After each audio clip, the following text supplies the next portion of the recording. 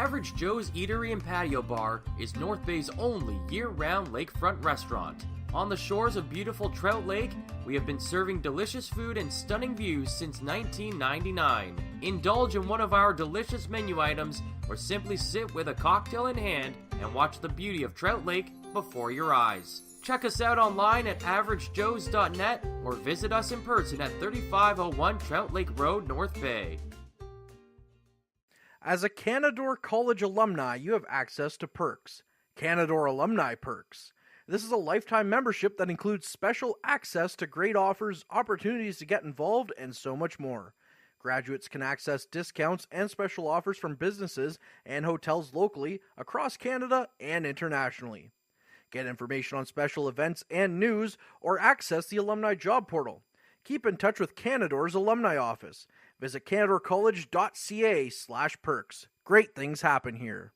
You rely on your vehicle to take you to the places that matter most to you. So bring your vehicle to the team you can rely on to keep it running at its best. Dave's Automotive Services. Whether you're getting your car or truck ready for the season with a tire change, making sure you're safe on the road with an inspection and certification, or doing your due diligence to keep your vehicle in tip-top shape with regular maintenance, Dave's Automotive Services has you covered. Expert troubleshooting, quality repairs, and time-efficient labor are the 3 stars of service you can expect when you bring your car or truck to Dave's Automotive Services at 411 Airport Road. Call 705-478-5544 and book your appointment today.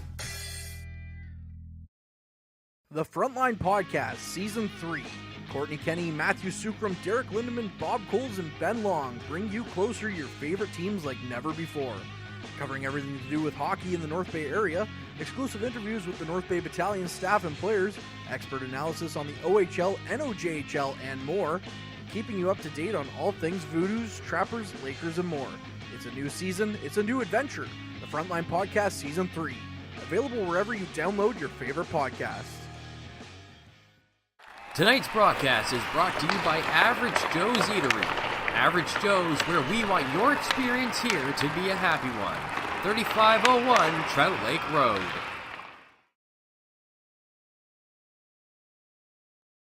We're coming to you live from Memorial Gardens, and wherever you're tuning in from, we want to thank you for joining us tonight on the Frontline broadcast as we bring you round 1, game 1 of the Eastern Conference quarterfinal matchup between the 7th seed Mississauga Steelheads and the Central Division champions, your North Bay Battalion.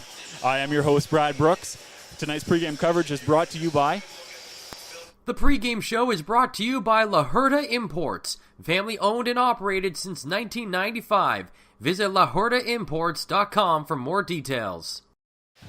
I'm joined in the booth tonight by the one and only Ben Sargent. And Ben, playoffs. Postseason's finally here. Building is buzzing. Energy in here is palpable. Tonight, the Troops get set to hopefully kick off what is a lengthy playoff run again. What are your thoughts coming in? Well, here's the thing. So basically, this is what they've been playing their entire season for. The regular season, honestly, didn't really matter that much for the Battalion. We knew they were going to be somewhere in that top 3 spot. They were basically playing for seeding, but the most important thing for the Battalion was 100% how deep they're going to get into this playoffs. If this team does not get to the OHL final and beyond, I think you're probably going to end up looking at it saying, you know what, this was probably kind of not a fun season for them, not what they wanted, pretty disappointing. And if you talk to these guys kind of off camera and stuff, they'll probably tell you something very similar. They're shooting for the finals. They want to get further than what they did last year, which was getting swept by Hamilton in the Eastern Conference Final. And you know what? I truly believe this. I said this on the podcast this week, but this is the deepest team, I think, in the OHL. They've got 12. They have the deepest forward line, 12 amazing forwards. They've got 6 solid defensemen, and they have the best goaltender in the OHL. So it's all up to them. If they can play to their potential, it should be a really fun playoff. So it's OHL final or bust in your mind then? Well, they've set team records for wins and points this year. 48 wins, 99 points. Their best season statistically since becoming a franchise. I want to talk a bit about how we got here. Just recent history. Obviously haven't lost since February. Coming in on an 11-game win streak. Conversely, Mississauga losing their last 4, kind of limping into the playoffs, dropping to 7th to face North Bay here. 7 in their last 10 games, there were losses. So does that factor in, or do we have sort of a clean slate here coming into Well, if game you're the one? Battalion, you kind of finish the season off the best possible way you can finish the season off, which is, as you said, 11-game win streak. And you know how they got there? It was goaltending. If you look at not just Dom DiVincentis, who we'll talk about a little bit later, but he won Goalie of the Month for March, and Charlie Robertson won Rookie of the Month for all rookies, which is the first time since Cam Dineen won it in 2016 for a Battalion player. So that just shows how hard it is to win it in this league. And you know what? Charlie has been a guy who we've been kind of rough on, especially during his rough patch in January and February, and he really made it work. Dom had 6 wins, 3 shutouts in the month of March. Charlie had 5 wins, 2 shutouts. So 5 shutouts from the Battalion in those 11 games. Absolutely outstanding, but it wasn't just their goaltending, it was also their defense and the way they played defensively. It was just, they made it very easy for those guys to put up those zeros. Doesn't matter who's in net for North Bay, they're putting up donuts. And you're right, it's not just the goaltending, it's team structure. And you're right, they're playing probably the strongest team game in the league right now coming into the playoffs. So that'll take us to the players to watch. Players to Watch is brought to you by Mike the Financial Advisor. If you have financial questions, he has financial answers. On Facebook, Instagram, and TikTok at Mike the FA. Players to watch tonight, we've got James Hardy for the Mississauga Steelheads and Kyle McDonald for the North Bay Battalion. Ben, what are your thoughts on these two coming in? Yeah, so James Hardy, just to start things off, 38 goals, 44 assists for 82 points. He did quite a bit for the Steelheads this year. He set a new single-season point record for Mississauga. He has set franchise records for career goals with 128 and career points with 244. And last year in the playoffs, this is how good he's been in the playoffs. He scored 8 goals and had 10 points last year in the 2 series that Mississauga played in the playoffs, which he's going to be the big factor, and that's why he's one of our players to watch, not just for this game, but I think for this series. Mississauga doesn't have a whole lot of goal scoring up and down their lineup. They do have guys like McDonald. They have Jasper Larson, who we'll talk about a little bit more as this game goes along. But really, the guy you want to shut down if you're the Battalion, and the guy who has to be hot if you're Mississauga, is James Hardy. On the other side for North Bay, we have Kyle McDonald, and man, what more can you say about Kyle McDonald? He missed a lot of the season, only played 43 of the 68 games, had 34 goals, 18 points for 38 goals, 34 goals, 18 assists. For the total of 52 points. And if you look at Kyle McDonald, he's a guy who just signed his entry-level deal with Dallas, and he was hot since then. He didn't play in the game against Mississauga, got a breather on Sunday. He left early in that Sudbury game the following Sunday, did not play in the Niagara game, so he's had a little bit of time off. But the big thing is with McDonald, how much of a clutch factor he's been in those 43 games. He has 8 game-winning goals for the Battalion, which is the most for North Bay. Yeah, pretty remarkable. Only 43 games played and still led the team in goals scored. So special teams, I want to talk special teams. North Bay, obviously a pretty decent power play, 8th ranked in the league, best penalty kill in the league. Yep. Mississauga, worst penalty kill in the league. How much do special teams factor into this, do you think? Yeah, so interesting thing about special teams is we're going to talk about one name we've talked about all season long, which is Ty Nelson. Of course, what more can you say about Ty Nelson as he has the most career goals for any Battalion player, and he also put up the most amount of points for a Battalion defenseman this season as well. Ty Nelson has 13 power play goals this season, which leads the team and was tied for second in the OHL. Led the team, and in the OHL was tied second for goals and was tied second for game-winning goals with 5 and third in points for a defenseman as well. So Ty Nelson has had one heck of a season, but when you talk about that power play, and this is something that I said kind of in January when they were really struggling on that power play when it was about 14th ranked, is that you've got to get that puck to Ty Nelson. You've got to get him into that Ovechkin kind of scoring, a little bit more to the blue line. You got to get that east to west move. He has one of the best shots in the OHL. And we've seen that. He has such a laser and precision shot. From there, you get some guys in front. And look, they're playing a guy, Leenders is in net this time, not Belliari, who we saw Sunday, but Leenders very similar to Belliari as well. These are not high-end goaltenders. They're not they're kind of middle-of-the-pack OHL goaltenders. When you get a power play, it's all about feeding them to Ty Nelson, feeding them to Kyle McDonald, letting them get that shot away, and getting some traffic in front and trying to generate some goals. I don't think special teams is going to be the big thing in this series. I think the Battalion are just too good 5-on-5, but that could be something that we look at later and say, you know what, the Battalion ended up scoring a few goals, and that might be the downfall to Mississauga. Well, and even their penalty kill, as good as it is, killing penalties, dangerous as well. Tarasevic tied to the league. He only had 16 goals this season, but he tied to the league lead with 5 shorthanded goals this year. Yep. So dangerous no matter who's on the ice and how many players they have on the ice. Yeah, and you talk about the penalty kill here. We talked about the first overall penalty kill. They've got 16 shorthanded goals. You said Tarasevic has 5 of them. What they do so great on the penalty kill is the fact that teams tend to get a little bit pinchy. What they do is they tend to have a lot of their guys right at the line, and what they don't account for is the speed that this team has. We've got guys like Tarasevic and Bloom and Zito on the penalty kill that they're able to grab the puck right around the blue line. They beat the defender, and all of a sudden they're home free, and we've seen that a number of times this year where you just had a clean breakaway all the way to the other end of the net, and that's just teams not they're really not respecting the speed that the Battalion have. Yeah, you're absolutely right about that. Taking a look at some other matchups here, we had 5 other series begin last night. The favored teams won, and most of them quite handily. Ottawa beat Oshawa 7-0. Saginaw beat Flint 7-1. Barrie beat Hamilton 10-2. Yep. One upset last night. The 8th-seeded Kitchener Rangers actually won in Windsor 5-3. I want to talk a bit about the disparity in the East.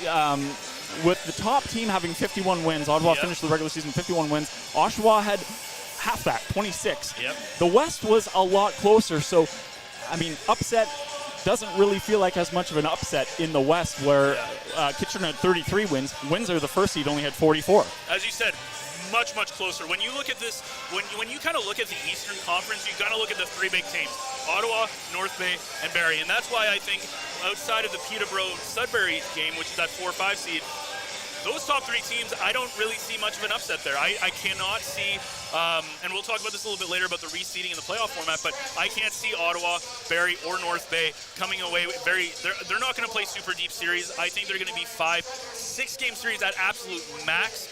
I expect to see a couple sweeps, a couple 5-game series, but the only one that intrigues me is that Peterborough-Sudbury, and Peterborough did end up winning last night 4-2 over Sudbury. Right. And actually, I wouldn't mind touching on that real briefly. While we have a second playoff format, I like it, the 1v8, 2v7. I really feel like the NHL should go back to that. Yeah. I feel like if you have a strong regular season, you should be rewarded by playing the, we'll say, more favorable matchups in the first couple of rounds. Yeah, and I definitely agree. We've seen a lot of this where they have these divisional games where we've seen a lot of this 2 and 3 teams playing each other where they're very good, right? So you see a lot of like the Boston, Toronto, Tampa Bay, like those kind of these really great teams that in a traditional playoff seed would be playing maybe a 6th or 7th ranked team that now they're playing basically a 2 versus 3 matchup, and that's something where it gets very interesting. The other thing the OHL does, which really is fascinating, is they do reseeding, which means that whenever we get to the next round, they're immediately going to take the top-ranked team versus the lowest-ranked seed. So, for instance, if, let's say, Ottawa and North Bay and Barrie win, they will neither of those Ottawa will not play North Bay in the next round no matter what. It will always be, assuming that the highest seeds always win, that means that the highest seeds will always play, like 1 and 2 will play each other in the finals. I think that's a great ending. I think it's really good because then you don't get like an Ottawa-North Bay matchup in round 2 when that really should be kind of like an OHL final matchup, and you get kind of the best teams going. Now, it gets interesting when you have an upset. So let's say that Hamilton upsets or Oshawa or Mississauga upsets, then it gets interesting because now all of a sudden, if you're like, if for instance, if North Bay wants to play Sudbury, right, there needs to be an upset there that will allow the second-ranked team to play the fifth-ranked. Yeah, so you kind of hope that Oshawa somehow, well, I mean, in that case, it would have to be Barrie, but there has to be some things that happen for that to happen, but I love that reseeding because it always means that the best teams are always, it's always the best team versus the weakest team in that seeding, and I think it just plays so much better. And more often than not, you're going to have the best teams in the later rounds, which is how it should be. Which I think is better hockey at the end of the day, right? Yeah, absolutely. We should talk about the lines here coming into tonight. Yeah. Take me through your thoughts on the Battalion here, the first line of Petrov, Jackson, Wakely. Wakely getting the promotion of the first line. Yeah, Wakely's taken a huge step forward. We look at his numbers here, 30 goals, 19 assists, 49 points. He has more than 10 goals than he had last year. And I think if we just quickly go through the lines, as you said, Petrov, Jackson, Wakely. The second line of Earl, Arnsby, Tarasevic. Then we've got Bloom, Zito, McDonald, Van Steetel, who, by the way, Owen Van Steetel is the only player to play in every single Battalion game this year. Kind of an interesting... who would have thought?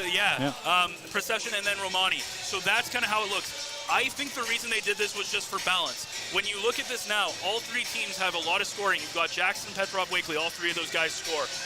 Tarasevic is the guy who can't put the puck in the back of the net. But that Arnsby-Tarasevic, which they did kind of break it up because it was Van Stiesel for a while, that's their energy line. They can put the puck in the back of the net. They're probably not going to do it a lot. But that Bloom-Zito-McDonald line, another goal-scoring line. Romani's been on absolute fire. I think Romani has been one of the best players that's kind of in that bottom six. I think he's been even better than Wakely in the stretch. And Procession going back into center. He played a bit of wing going down the stretch. He's back in that center position here with Wakely going back on the wing. So it's a very even four lines, a little bit more even than what we've seen at the end of the year. Arguably the most amount of scoring on the third line. Let's quickly talk goaltending matchup. We got DiVincentis, I think probably hands down goalie of the year up against Leenders for Mississauga. What do you think? So again, what more can you say? This team is going to live, well, maybe not live and die by DiVincentis, but if he does not have a good, if he does not have a good playoff series or playoff this, like, just in general, they're not going to get very far. But they do not need to rely on DiVincentis to win games. They have scoring. They have the defense. What they need to do is they need to, every time DiVincentis faces a shot, they just need to make sure he gets square to the puck. That's all they've got to do. If they do that, they keep the East-West games to a minimum. They keep that, it's going to be all good. On the other side, Leenders, just like Belliari, he's going to give you a decent amount of goaltending, but he's probably not going to steal you a series. All right. Well, we're all set for tonight's Eastern Conference quarterfinal matchup. After the break, your friend and mine, Matt Sukram, will take my place in the booth beside Ben here, bringing the first period play-by-play. You're listening to Steelheads, Battalion, Game 1 on the front line. Meals are a special time for families to gather, share their day, and spend quality time together. Those dinners are made extra special when you add tropical produce found in the markets and grocery stores that carry La Huerta imports. La Huerta knows the importance of family, so they know which quality products make the best quality meals for your customers, whether it be Mexican Hass avocados, Brazilian figs, Ecuadorian red dragon fruit, or something just as exotic and special. To get your supply of the best tropical produce at competitive prices with brands buyers trust, contact La Huerta Imports at 705-752-1478. Community engagement is one of our core focuses at McDonald's. The key is finding the right people who are passionate about the same things we are, helping kids be kids. McDonald's proudly supports local organizations such as the North Bay Regional Health Center Foundation, Big Brothers Big Sisters, One Kids Place, the Children's Aid Society, and Ronald McDonald House Charities. Stop by McDonald's on 1500 Fisher Street, North Bay, to see how we can serve you and the community every day. Hey there, I'm Mike the Financial Advisor. When you strip it down to its core and you take away all the industry jargon, I help people solve financial concerns. So if you're concerned that you'll never save enough to retire comfortably, or that your kid is going to graduate post-secondary $40,000 in debt, or maybe even that life is going to take a really unfortunate sideways turn and somebody is going to have to open a GoFundMe page for you and your family, I can help you prevent all of those things from happening. If you want to see how, you can find me on Facebook, Instagram, and TikTok. Just do a search for Mike the Financial Advisor. You should find me.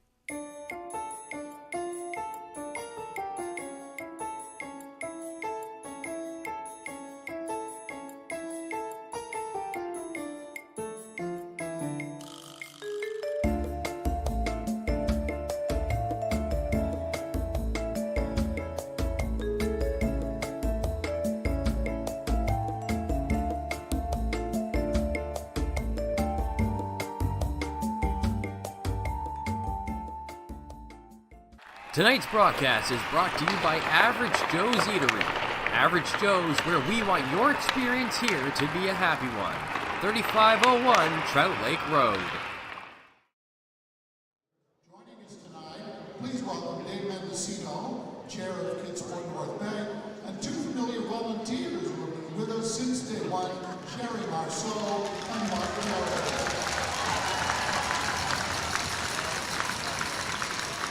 We ask Battalion Captain William Armsby, Mississauga Co-Captain Charlie Callahan to join our guests at center ice.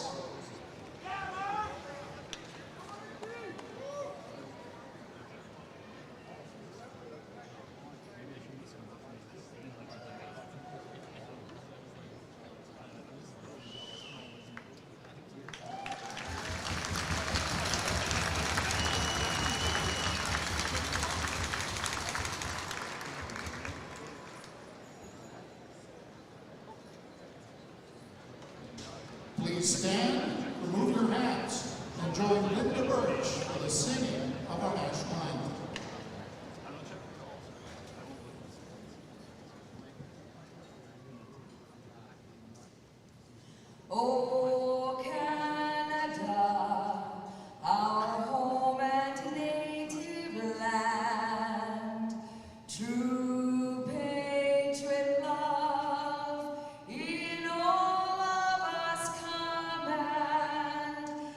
ton bras s'est porté l'épée, il s'est porté la croix. Ton histoire est une épopée des plus brillants exploits. God keep our land glorious and free. Oh Canada, we stand on guard for thee. Oh Canada, we stand on guard for thee. It's time for playoff hockey in North Bay as the Battalion gets set to host the Mississauga Steelheads for Game 1 of the Eastern Conference quarterfinals. The first time we've had playoff hockey in this building since the Hamilton Bulldogs clinched the Eastern Conference trophy back on May 27th, and that's been the theme that this team has been following all season long. Let's extend our year past May 27th this time around, and they've got a chance to do that on the right foot tonight, but it's going to be a tough matchup. They're going up against a Central Division rival.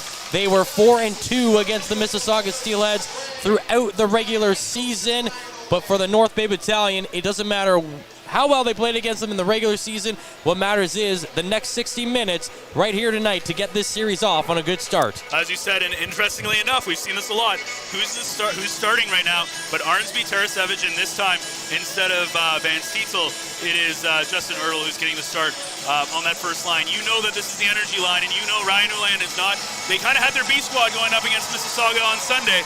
This one, it's all about, they're going to try and get it going right away. And here we go. Puck is dropped, and Game 1 is underway. It's the Steelheads with the puck inside their own zone. They feed it down the right side to Vecchia. He comes in, takes the shot. DiVincentis plays it off the blocker to the far side. It's whipped back around behind the net. Picking that up is Hislop for the Battalion. He's being pressured in the corner. Lost the puck. Now Misa has it for the Steelheads. He tries to play it to the blue line. It's blocked by Arnsby and then carried out by the captain of the Battalion and sent down the ice to the near side boards. Now picked up behind the net. Callahan has it for the Steelheads, and Ertl runs him over and gets the puck for the Battalion. They play it towards the Steelheads net, and the goaltender Leenders covers it up, and after the whistle, some pushing and shoving is going to result in a Battalion power play. 57 seconds. 47. Check that, 47 seconds. Matt is gone. He does not have the playoff touch. Disappointed. 47 seconds into the first period. Shouldn't have doubted yourself. I know. And I believe that is I thought it was the captain who was going to get called, but it looks like it's going to be Vecchia who's going off. As you said, Ertl, a huge hit, and then he gets Vecchia with a little bit of retaliation, knocks Ertl down, and now all of a sudden we talked about this 8th ranked power play. Ty Nelson leads this team with 13 power play goals. Can he do it again early on? Ty Nelson looking for his first goal in a postseason game. He had 10 assists in the 13 games he suited up for the Battalion last year in the postseason. And it's Nelson across to the right side to Petrov. Petrov trying to flip it down in the corner. That gets blocked, and it's sent out to the neutral zone. The Battalion looking for a statement game in this, not just a game, I should say, but a series. They want to come in against Mississauga. They want to sweep them or win in 5, but I think they want to sweep them and set a statement for the rest of the Ontario Hockey League. Moving into the zone is Petrov, dishing it off to Jackson. Down the left wing side, he plays it back to the point to Nelson. Nelson to the right side circle, Petrov feeds it over to Romani on the near side. Romani battling for it on the boards. He's got some pressure on him. Now it's sent to the corner and whipped around to the far side. Picked up at the blue line by Nelson across to Petrov. Into the circle, it's Romani. Back up high to Petrov. Skating to the middle, to the right side. It's Jackson there. Jackson mishandled it. Plays it to the middle. Romani, he gets knocked down. Now Nelson has a chance. Drops it back to the blue line to Petrov. Petrov feeds it to the left side to Nelson walking in. Gets around a defender. Tried to play in the slot. That gets blocked by Schwint. And it's sent down. No, it's off the backside. Petrov. He feeds it in front. Romani's right there, but he can't bury it. Romani with a golden opportunity. Left all alone in front of Leenders, but could not get a shot off. to try and get the Battalion on the board on their first power play of the series. And how often have we seen Romani kind of dangle his way through? Not able to do that as he loses the handle. And on a weird bounce off Petrov, a great chance for the Battalion on this power play. And here they come again. Bloom blows a tire going into the end boards, but gets the pass to the far side, but the Steelheads knock the puck away and get it down the ice. 2-on-1 on the delay here. They pass through the slot, but it's blocked on the excellent back check by Avery Winslow, the overager, in what will be his final postseason appearance in the OHL. He flips it around to Bloom, who sends it down the ice for Zito. We're back to 5-on-5 with 17 minutes remaining in the first period. The Battalion got one shot on that power play, and it's the Steelheads now bringing the puck forward in through the neutral zone. They dump it down the ice. Behind the net, the goaltender, DiVincentis, plays it to the far side, and it'll slide out of the zone. Shot right back in by Mississauga, but controlled by North Bay. It's Brostowski up ahead to Wakely, to the right side, coming in. Shot off the glove of Leenders and over the crossbar and ricocheted off the glass and out to the neutral zone. We've seen this a couple of times, but Mississauga really crashing the strong side as they've been leaving a couple of Battalion players wide open on the far side to get some great looks on Leenders. Not a great start for Mississauga defensively. Sent down the ice into the Mississauga zone. Harding plays it back to the far side. And now they play it down the right wing for Cook, dishing it off to the left wing, getting right in front of DiVincentis. And there is a collision between Zabensky and the goaltender DiVincentis. It knocks the net off its moorings, and that will call the play dead. Well, you might mention this earlier, but Avery Winslow obviously playing his final playoffs here, but a couple of these guys are. Jackson McDonald also playing their last playoffs. On top of that, we're going to see most likely Matvei Petrov and Josh Bloom. Both of them signed. I can't see them coming back to the OHL next year, as they'll probably be with the American Hockey League, if not with their NHL clubs. Petrov, very surprising if we don't see Petrov starting off as an Edmonton Oiler to start the year. I don't know if Bloom's going to start out in Vancouver, but we'll see. Either way, though, as you said, there's a lot on the line for some of these players. This is their last chance fighting for an OHL championship and a Memorial Cup appearance. And I think when we look, and we've been talking about this kind of off camera and stuff, but when you look at this team, it's so hard. Next year is going to be a bit of a challenge. They're not going to be, in my opinion, the deepest and best team in the Ontario Hockey League. They're going to be kind of where Barrie is, depending on how they make moves in the offseason. So there's so much on the line in these next 2 months. Mississauga win the draw inside the offensive zone. They get a shot right towards DiVincentis, who makes the save. And right away, there's some digging in at the puck by Mason Zabinski. The first-year forward is really getting up in the grill of DiVincentis in these last couple of minutes here. There was a bit of a delay as the on-ice crew had to come out and fix an ice issue, I guess, by the net. But we're back to playing now, and Zabinski, that's 2 for 2 on his last 2 shifts here, that he's made acquaintances with DiVincentis. Again, it's 2 Central Division rivals, though, playing in this game, so they got to see each other 6 times over the course of the regular season, with North Bay gaining the upper hand of a 4-2 series head-to-head win in that series. And now the play goes out to the neutral zone, but I guess it touched a player on the Mississauga bench, so we will have a face-off with 15:45 remaining in the first period. Still looking for our first goal of the game. These two teams also met on the last day of the regular season, with the North Bay B team winning 5-2. Also, just an update too, Powassan goes up 1-0 over Hearst early on in that game. Of course, they're looking to clinch a first-round win over Hearst. Wakely sends it in towards the net, and as the goaltender touches it, the arm for the official in the neutral zone goes up. The Battalion box is open. And that was Christopoulos gives him Martoni an extra little push.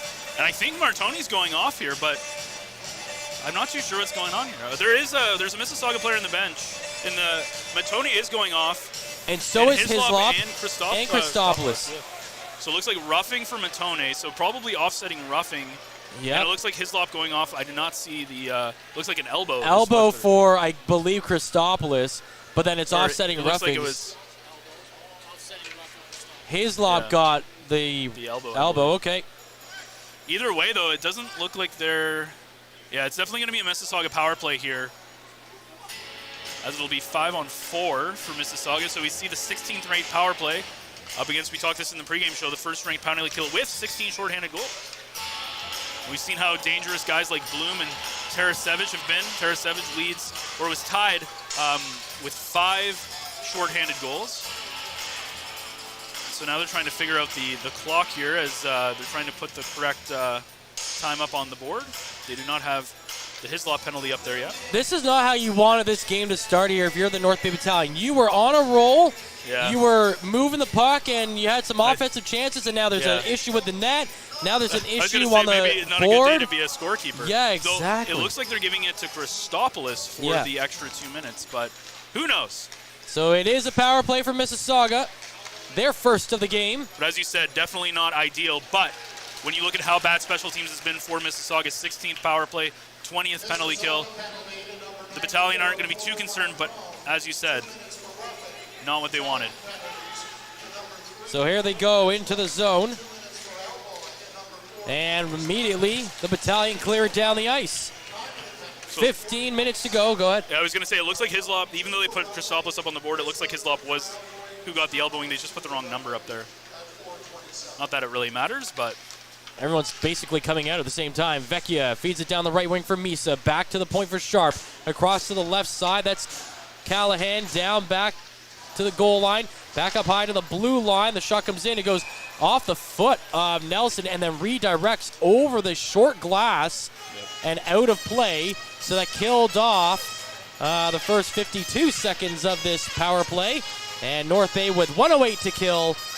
14:41 to go in the first period. No score. And you go back to that Romani chance that he had earlier on in against Leanders in the penalty, and that would have been great. A great way to get up 1-0.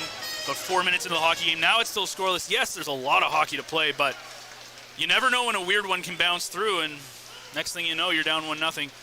Big game for the Battalion to set precedent here in this playoff series. Puck is behind the net in the North Bay zone. Nelson picks it up, sends it to the point. It's blocked by the Steelheads from going out, and the shot comes in wide of the net. Sent back around behind the net.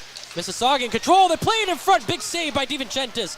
Back behind the net. North Bay controlling, and they're able to clear. The puck just skipped by Larson. He was trying to shield it, but didn't know whether to use the stick or the body and just got caught in between. Very lucky bounce for the Battalion. And Avon Richter brings it forward for Mississauga. At the line is poked away by the Battalion and cleared. Zito had a chance to go down the ice with it, but then he got blocked by Zidlicki. And so it's inside the Mississauga zone. Von Richter will bring it forward again. Dumps it down. DiVincentis plays it behind his net. The goaltender whips it around the boards. And that took a weird bounce off the glass and actually went over the glass. That was really weird how that was, because it kind of rode the high glass and then just fell out of play. Yeah, and a big thing to mention too, Hislop's going to be coming out of the box in 6 seconds. But if you're Christopoulos and Martoni, you're stuck in the box till the next whistle. So that's something to keep in mind as well, as Hislop's going to be able to come out right away, but they're going to have to wait here for the 2 roughing calls. 13:39. So it looks like they're letting Christopoulos go early, so they clearly have that kind of messed up there. So I don't know. Christopoulos will take it though.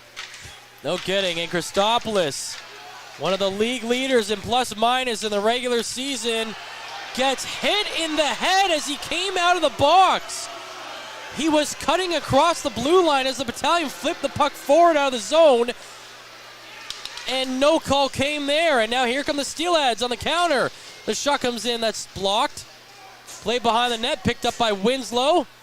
He sends it up to the blue line. That gets blocked by Mississauga. They send it back in. Off a body into the corner. Brzezowski with it. He gets it out to the neutral zone for Procession. Procession on the ice for the first time in his OHL career in a playoff game. He gets knocked down going in the net, but he gets the puck back. Finds it for Petrov, but Petrov's shot just goes wide. Now it's down to the point to Lukin. It comes in and deflected back to the near side boards. Procession back to the point to Lukin. Lukin waiting, going side to side, sends it on net, it goes wide. Picked up behind the net by the Mississauga Steelheads. They turn it over to Petrov, who sends it to the slot. Walking in, Nelson, shots he made. Nelson gets his own rebound and scores. Kid Nelly, with his first career playoff goal, gives the Battalion a 1-0 lead in Game 1. Well, this all starts by a very great play by Matvey Petrov, who boxed out his own defender, wins the brace, and is able to keep that play alive. He gets it back. Lukin, kind of a weak shot, goes wide. Jackson and Petrov save it. Nelson gets his own rebound on a shot, goes great high blocker side on Leanders, and there you go. Right when you kind of felt like maybe the ice is tilting in Mississauga's favor, as all of a sudden Nelson does what he does best, gives us a 1-0 game. And just to put it as well, Clausen now goes up 2-0 over Hearst. So perfect timing for the Voodoos as well. That's right. Ty Nelson with his 14th career, with his 11th career playoff point, but his first career playoff goal. Something he did 24 times in the regular season, continues it here in the playoffs. And now this is what the Battalion do best, is they take momentum off of scoring goals, and you can feel the pressure right now from the Battalion. Romani tried to feed Wakely in front of the net. That one's blocked by the Steelheads, and they get it out. And Vecchia will bring it down the ice on the right wing side, sends it in towards DiVincentis, who slaps it away off the stick into the corner, picked up by the Steelheads. Cross zone pass coming in on the left wing. They've got room. They go for the wraparound, and DiVincentis may have got his toe on it, or it went off the post. Either way, they did a great job to not allow the Mississauga player to just bury that puck. 11:35 to go in the first period. 1-0 now, North Bay lead. On the half boards, in behind the net now. Mississauga still in control. They play it to the point. Shot comes in, save made, and pushed back into the far side corner. Play continues in the offensive zone for the Steelheads. Von Richter's shot coming in, save made. Rebound chance tonight. A third stab at it, and it goes off a body in front. North Bay's defense hanging on here against the Mississauga Steelheads in their best offensive output in this game so far. The puck is picked up by North Bay and cleared down the ice with 10:55 to go in the first period. North Bay with a 1-0 lead, but just barely. Well, as you said, Dom standing on his head a little bit, but when we talk about that wraparound, he overplayed himself a little bit too much. Was a little. I think he's a little excited here in this playoff game, as in that last rush, there were a couple of times where he found himself out of position, and this was an instance where he goes too far to one side, has to come all the way back, and is able to get a skate on the puck to deny that one from going in on the wraparound. And a great start by Mississauga, but Battalion need to kind of settle things down and get things back, the momentum back on their side. Sharp coming down the right wing. He tries to feed it in front, blocked by Winslow and sent out of the zone for Zito. Zito dishes it off the boards to Bloom, who goes in with some speed, but he gets kept to the outside and into the corner. Now he feeds it around the end boards. It's picked up back there by the Steelheads though, but Bloom with a mighty hit on Dylan Gordon as the puck gets cleared out of the zone. Now Winslow in the neutral zone dumps it down as the Steelheads are trying to get physical as well. There's a hit behind the net. North Bay looking for the puck as it's picked up by McDonald. Can't hold it there though, and it's sent out of the zone by the Steelheads. In the neutral zone now, it's Brostowski coming in. Tries to dish it off. That's blocked, and now it's a 2-on-1 the other way for Mississauga down the left wing. Hardy's shot coming in. Save made. And then the rebound pushed away as Vecchia once again got nice and tight in on DiVincentis. Wow, they are... If the game plan is crash the crease, the Mississauga Steelheads are taking it literally as another shot comes in. That goes just wide on DiVincentis. In behind the net, Misa centering the shot, and a save made by DiVincentis once again. That's his 9th of the game, and the Battalion lead 1-0 as we will take a break here in the first period. This period is brought to you by Canada Alumni Perks. Get information on special events and news, or access the alumni job portal. Visit canadacollege.ca/perks for more information. Brad Brooks is down at ice level, and Brad, the Battalion got that opening goal, but a nice little pushback here from Mississauga, showing the Battalion they can't just rest on that one. Yeah, Mississauga, generated some chances up until just recently. This was a little tentative, aside from Ty Nelson's goal. Beautiful play by him to pinch in and get that one, but we've seen some difficult play this game so far. We've seen some grade A chances for North Bay. And I just want to touch on Vincenzo. I don't know if he's returned to the bench. He blocked his shot. It looks like he took it off the inside of his knee, and he immediately left the bench, so we'll see if he returns. Awesome. Thanks for that, Brad. Bit of a... Sounds like a robot. Technical difficulty there. Brad, are you human? Yeah. That's the question we got to ask. No, but he was saying that Dom took it off blocked the shot off the inside there, so looks to be okay, and he's back out on the ice. I wonder if he's going to be able to do the captchas when he has to go on to things. It says, "I'm not a robot." I'm just kidding, Brad. 9:36 to go in the first period. 1-0 North Bay lead. They've scored one goal on their 3 shots. Well, the Mississauga Steelheads have fired 10 at DiVincentis. And the Battalion lead 1-0, and they clear it immediately off the draw. They send it down the ice. Mississauga regroup and bring it back down, but not before Arnsby delivers a huge hit on the rookie Zabeski. And now behind the net in the North Bay zone, Zabeski with a retaliatory hit.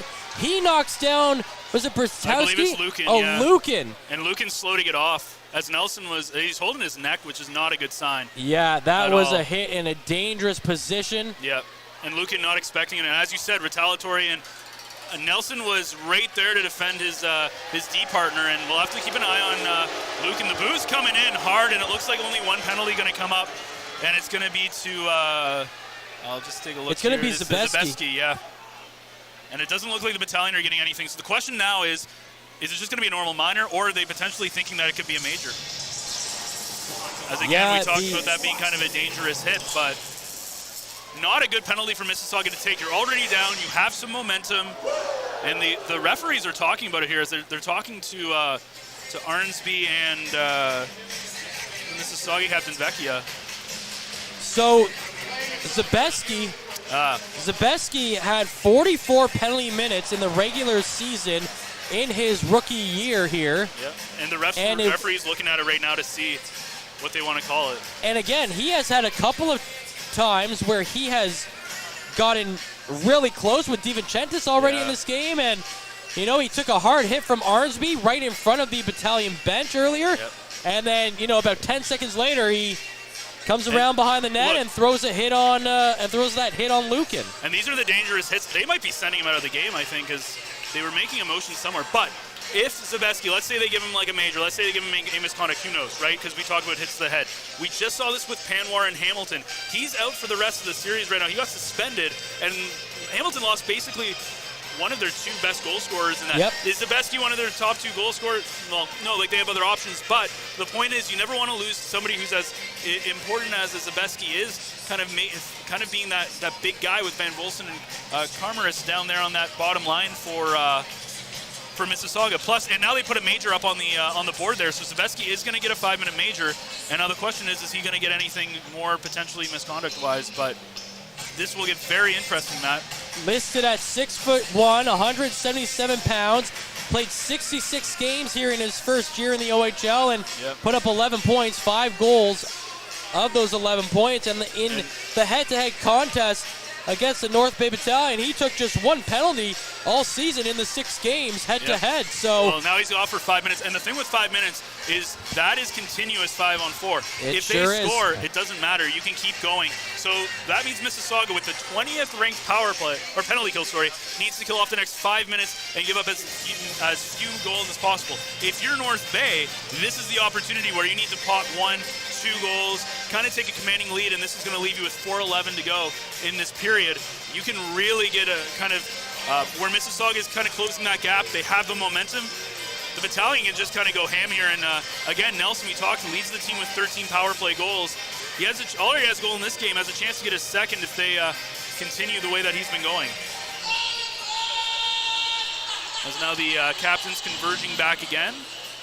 We'll have to wait for the official call, but it doesn't look like Zabeski's leaving the box, so now the Battalion will take out their top power play unit of Jackson, Arnsby, Petrov, McDonald, and Nelson, and there goes Zabeski. What I want to point out is the Battalion have the 8th ranked power play in the league, but in the month of March, when everything was going right for them, they got power play goals in 7 of the 11 games. So this is a power play that has really found its stride, like a lot of things have for the North Bay Battalion. The defense has been exceptional, and the power play starting to click for the North Bay Battalion in that final month of March.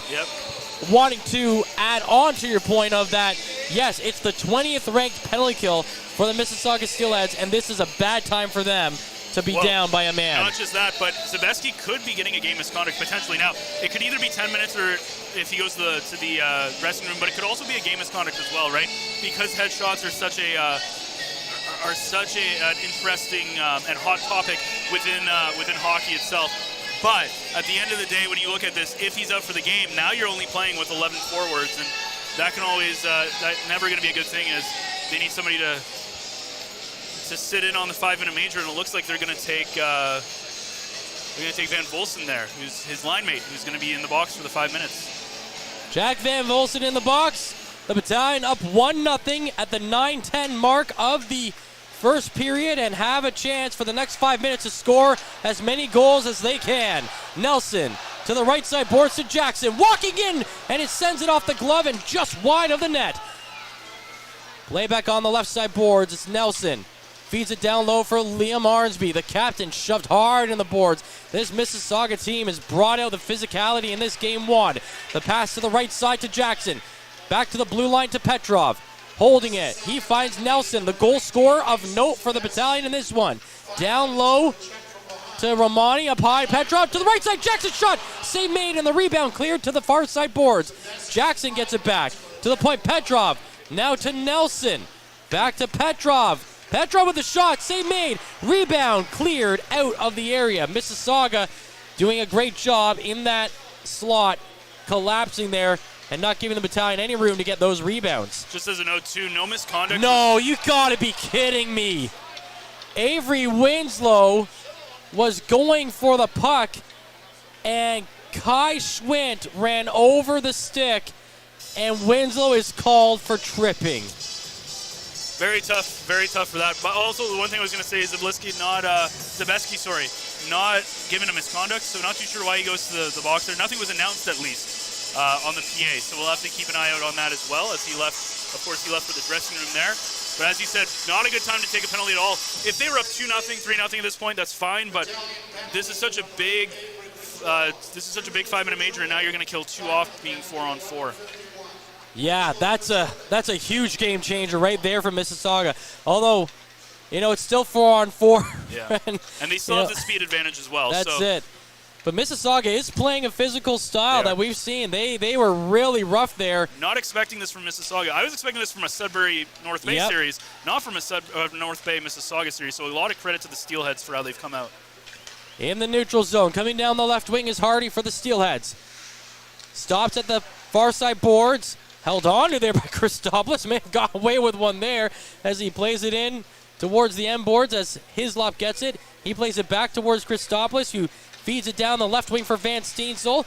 Coming down the left side, he stops at the blue line. Now cuts to the middle of the neutral zone. Plays it back behind the blue line for Zito. Zito drops it back to Lukin. Nice to see him back out on the ice after taking that hit.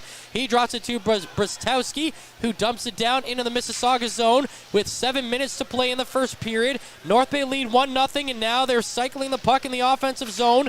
Lukin feeds it down the left wing side, back up high to Lukin at the point. Plays it to the left side circle to McDonald. He switches spots with Lukin, trying to move it down into the zone, but getting in the way is Zidlicki.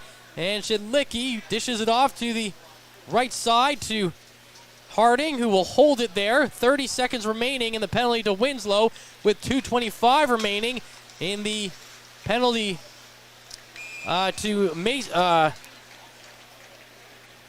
Mason Zabeski, but it's being served by Van Volsen, and the Steelheads go offside. Well, another update from the Voodoo's Lumberjacks game. Lumberjacks getting one back, so it's now a 2-1 game, as they're still in the first period there. But you look at this, and you look at this first period, and what a dream first period for Mississauga. Obviously, they're down 1-0, but you got to be happy with the way you came out, especially how mismatched these two teams were and how the game on Sunday went. You got to be very happy if you're head coach James Richmond with how your team's come out in the first 14 or 13 and a half minutes in so far in this hockey game. Inside the North Bay zone, Nelson sends it down the left wing for Jackson. He skates through the middle of the ice and then turns back to the blue line and feeds it to Petrov, who plays it back behind the blue line and gets it to Nelson. Avery Winslow is out of the penalty box, so now North Bay have 2 minutes left on the 5-minute major, so they can still score as many goals as they desire here in these next 2 minutes. Sure, they desire quite a few. Petrov bringing it over the blue line. To the left side, it's Nelson feeding it down behind the net to Arnsby. He skates to the right side boards, dishes it along the boards, gets it up high in the zone to Petrov. Back down low to Jackson, still on the right side. He sends it behind the boards to Arnsby, who plays it back up high to Nelson. Now Petrov passes it across to Romani. Back up high to Petrov to the right side. Shot comes in for Jackson. The save is made. He getting the rebound back is Arnsby. Plays it up to the blue line to Petrov. Petrov across to the left side, Romani. Romani sends it in the slot. It's off some skates. Nelson tried to find the puck there. He can't get it, and that allows Mississauga to send it down the ice. 1 minute to go in the 5-minute major power play with 5:10 remaining in the first period. North Bay ahead 1-0. Very interesting, though, in that last play when they dumped it down. That is a time where you have a Tarasevic or Bloom on the penalty killer as Zito, who takes that puck and has a breakaway, right? Like, that's the big difference between the penalty kill for the Battalion and the 20th ranked penalty kill for the Mississauga Steelheads. Bloom to the left side to Ertl. Into the corner, Bloom sends it around to the far side to Zito. Zito lost it, and coming out of the zone with it is Larson. He gets up to the North Bay blue line and dumps it down with 30 seconds remaining in the North Bay power play. It's Avery Winslow behind the net, bringing the puck forward. He drops it behind the blue line to Zito, who sends it up ahead to Bloom. He gets over the Mississauga blue line, and now he's got it into the far side corner. He battles with Schwint in that corner. The puck gets knocked around. It comes down the ice to the neutral zone, and that will effectively end the 5-minute major as the North Bay Battalion, not only do they not get a goal, I think they recorded just 1 or 2 shots in that entire 5 minutes. Of course, 2 of those minutes were spent 4-on-4.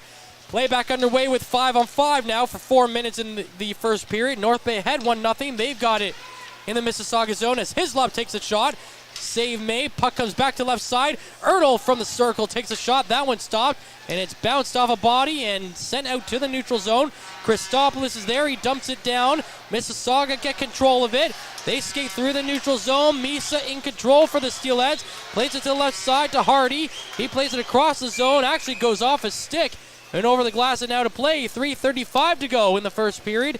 1-0 North Bay. Well, when you look at the shots, they were 10-3 at one point. They're now 11-9 in favor of Mississauga. So the shot, in terms of shot chances, definitely coming back to the North Bay side. But if you look at this, and of course, North Bay wants to make a statement like Barrie made against Hamilton, where they won 10-2. But at the end of the day, you got to look at it and say, yes, you're up 1-0. Can't ask for more than that right now. 2-on-1 for the Battalion down the right wing side, holding on to Parker's possession, and he holds on to it too long as he carried it right to the goal line, tried to put on the brakes, but Harding was able to break up that play. And now Mississauga go back on the counterattack. They've got control of it inside the North Bay zone. Shot to the net. Christopoulos blocks it, and Christopoulos sends it out to the neutral zone. But now there's going to be a call for high sticking coming against the Steelheads. It's Vecchia going into the box. And you talk about getting a big weapon off the ice now. Yep. Xander Vecchia, who had 20 goals and 45 points for the Mississauga Steelheads this season, is in the box, like you said, for the second time tonight. Well, I got to stop saying my opinions pregame because we talked about special teams, and I said, you know what, in this series, special teams probably not going to be a big deal because of how well North Bay plays 5-on-5. Well, here we are in the first period. The Battalion, like 10 minutes worth of power play time at this point. Special teams all of a sudden very important.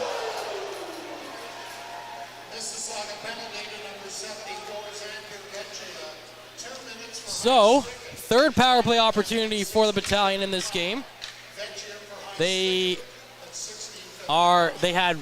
scored on their first one, couldn't get anything on the 5-minute major. Now another 2-minute minor that they've got for themselves on the board here.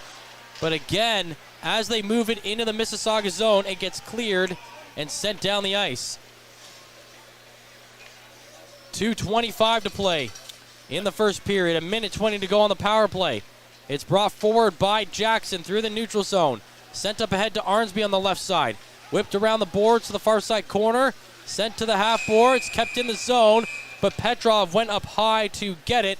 And then he flipped it over with his glove hand. got called for the hand pass.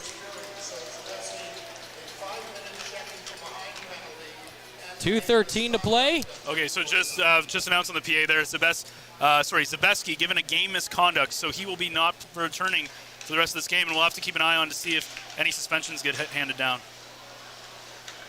Whenever there's game misconducts, that's obviously something that's going to probably get reviewed by the OHL, so we'll have to see, and that would be not a huge loss for Mississauga, but you never want to see yourself going down, especially with a big guy like that. Bloom through the neutral zone. To the right side to Zito. Over the blue line. Carrying it into the corner. Zito behind the net. Sets it up in front to Bloom. Dishes it back to the right side boards to McDonald. To the point. Winslow back to McDonald. Feeding it across the left side. That got blocked by Mississauga and sent down the ice. Well, the fans certainly think the Battalion are passing the puck too much, but I mean, Bloom wasn't even looking at the net. What was he supposed to do? Yeah, they're trying to be a little bit too cute, make that one extra play. Sometimes they just got to get pucks on net. Yeah, I get that. 348 goals against average, 879 save percentage. He's not a Dom DiVincentis. He's a guy you can find holes in, and the Battalion have to start taking their opportunities. Wakely at the blue line, fires it across to the far side. The Steelheads pick it up and send it down the ice, but not before McDonald runs into... I can't see the number there. Oh, I believe that is... Oh, that was Callahan. That is Callahan, yeah. And Callahan was not happy about that. Yeah, Martoni had words for McDonald as he was getting off, too. It looked like they might be going at it, but you don't want to be taking fight penalties, especially if you're a guy like Kyle McDonald. The penalty is over. Not much happening on the Battalion third man advantage of the game. They lead 1-0 with 35 seconds to go in the period. But right now the puck is inside the inside the Battalion zone. Mississauga battling on the boards. Hardy's down there. One of the Steelheads players gets knocked down, and North Bay end up with the puck. That's Schwint and Arnsby, who have had a pretty good battle all game long so far. 20 seconds to go as North Bay had the puck inside their own zone. It's Tarasevich coming out of the zone, sends it down the ice, and icing will be called as Tarasevich could not connect on a pass going the other way. Arnsby not happy because it did hit his stick as well, and that's what Arnsby's saying is it hit his stick right around center ice on the proper side of the red line, and he's not going to get his way there as the referee just says take the face off with 14 seconds to go. But yeah, clearly not happy, but that's a big thing because who knows what happens. There's still enough time for a face-off win here by Mississauga and another chance. Dom standing tall, 13 great saves so far in this first period, and a great first period for Mississauga, but the Battalion still with a 1-0 lead, which at the end of the day is the only thing that matters. That's exactly it. And I'm telling you, Matt, if this is a series, if this is the kind of physicality we're seeing for the rest of this series, no matter how long it goes, it's going to be one heck of a series. I'll tell you that. No doubt. 10 seconds to go. North Bay get the puck out of the zone, but Mississauga hunt it down and play it back into the North Bay end. 3 seconds to go. Christopoulos touches the puck, and that will end the first 20 minutes here in the 2023 Eastern Conference quarterfinal series, as it's a former battle of, what do they call the Battle of the Peel Region teams, the North Bay Battalion and the Mississauga Steelheads, Central Division rivals, and the Battalion have the 1-0 lead through 20 minutes thanks to Ty Nelson's first playoff goal. He's been Sergeant. I'm Matthew Sukram. Brad Brooks will rejoin us for our first period intermission. We want to thank everyone for joining in for tonight's game, and you're watching it right here on the Frontline broadcast on YouTube, presented by Average Joe's. More on the way right after this. Average Joe's Eatery and Patio Bar is North Bay's only year-round lakefront restaurant. On the shores of beautiful Trout Lake, we have been serving delicious food and stunning views since 1999. Indulge in one of our delicious menu items, or simply sit with a cocktail in hand and watch the beauty of Trout Lake before your eyes. Check us out online at averagejoes.net or visit us in person at 3501 Trout Lake Road, North Bay. As a Canadore College alumni, you have access to perks. Canadore Alumni Perks. This is a lifetime membership that includes special access to great offers, opportunities to get involved, and so much more. Graduates can access discounts and special offers from businesses and hotels locally, across Canada, and internationally. Get information on special events and news, or access the alumni job portal. Keep in touch with Canadore's alumni office. Visit canadorecollege.ca/perks. Great things happen here. You rely on your vehicle to take you to the places that matter most to you. So bring your vehicle to the team you can rely on to keep it running at its best. Dave's Automotive Services. Whether you're getting your car or truck ready for the season with a tire change, making sure you're safe on the road with an inspection and certification, or doing your due diligence to keep your vehicle in tip-top shape with regular maintenance, Dave's Automotive Services has you covered. Expert troubleshooting, quality repairs, and time-efficient labor are the 3 stars of service you can expect when you bring your car or truck to Dave's Automotive Services at 411 Airport Road. Call 705-478-5544 and book your appointment today. The Frontline Podcast, Season 3. Courtney Kenny, Matthew Sucrum, Derek Lindemann, Bob Coles, and Ben Long bring you closer to your favorite teams like never before. Covering everything to do with hockey in the North Bay area, exclusive interviews with the North Bay Battalion staff and players, expert analysis on the OHL, NOJHL, and more, and keeping you up to date on all things Voodoos, Trappers, Lakers, and more. It's a new season, it's a new adventure. The Frontline Podcast Season 3. Available wherever you download your favorite podcasts. Tonight's broadcast is brought to you by Average Joe's Eatery. Average Joe's, where we want your experience here to be a happy one. 3501 Trout Lake Road. Welcome back inside the Memorial Gardens media booth, and after 20 minutes of play, we've got a North Bay Battalion 1-0 lead on a goal by Ty Nelson. We'll go through the scoring summary here. Ty Nelson scored, assisted by Matvey Petrov at the 7-minute and 30-second mark. Quite a few penalties to mention in the first period. Xander Vecchia had a couple. He took one in the first minute for roughing. Porter Malone had one at 4:27, and it was offsetting with Paul Christopoulos for roughing at 4:27. Braden Hislop picked up an additional penalty at 4:27 for elbowing. Mason Zabeski, the big one of the period, he took a 5-minute major and a game misconduct for that hit from behind on Alexander Lukin. It was offset a little bit a minute later when Avery Winslow took a 2-minute minor for tripping.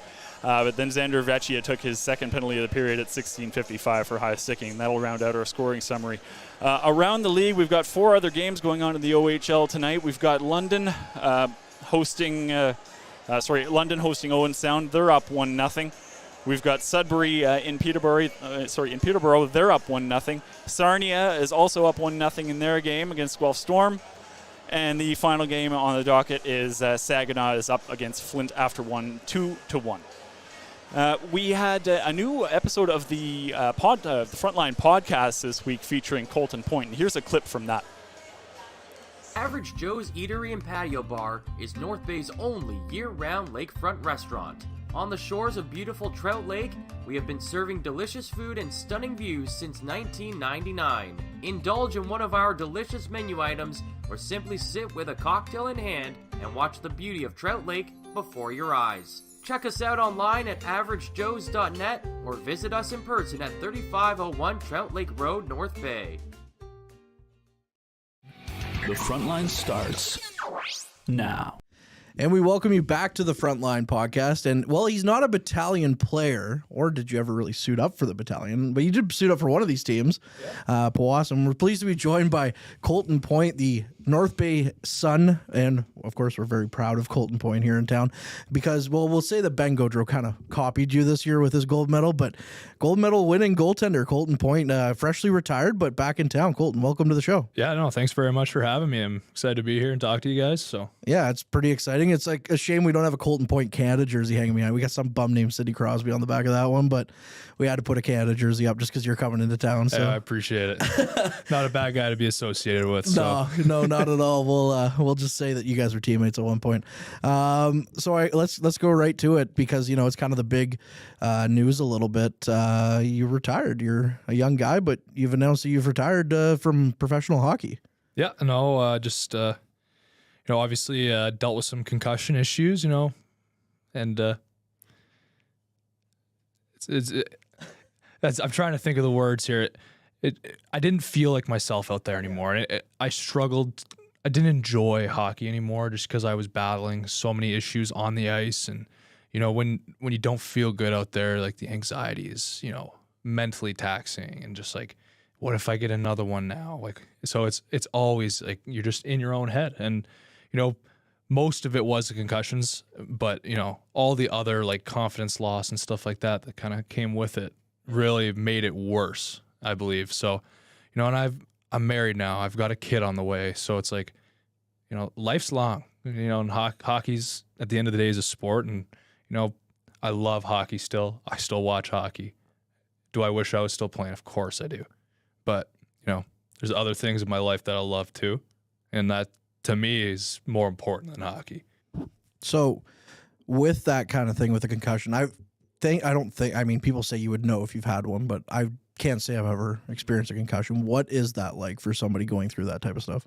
So I was kind of like, it was like the feather that broke the camel's back sort of thing with me. I never had one that was like, I was in a dark room for weeks on end. You know, I had a lot of moderate concussions. So the sad part is I never really got hurt in a game ever. It was all in practice, sadly. I mean, like, because in a game you're taking, you know, 30 reps, right? 30 shots is kind of what you're getting. Practice, it's hundreds of shots, right? And then you're working, you know, you got a drill where you're doing a breakaway every rep. So it's like you're more likely to get hurt, sadly, in practice. But anyways, there's a lot of like knees to the head, or like, you know, knees to the back of the head, or stuff like that, sadly. But, you know, it's really, when you first get hit, the only way I can describe it is like you're sitting there and the headache is like coming on. It's like starting to happen, and like you kind of like, it becomes hard to focus, and then you're just sitting there waiting for it to like develop into like the full headache and stuff like that.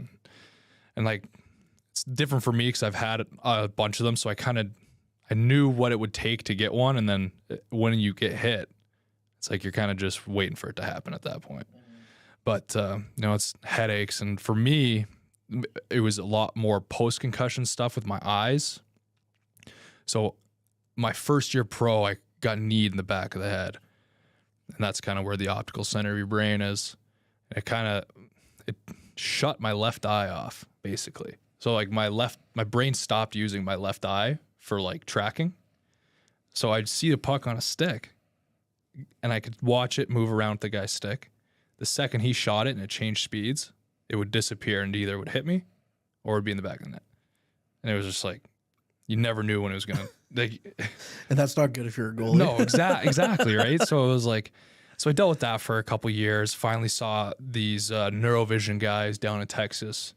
You know, that definitely helped a lot. You know, my second and third and fourth season in the Dallas Star umbrella, definitely, you know, I was making steps forward, obviously, and, you know, just, again, the feather that broke the camel's back.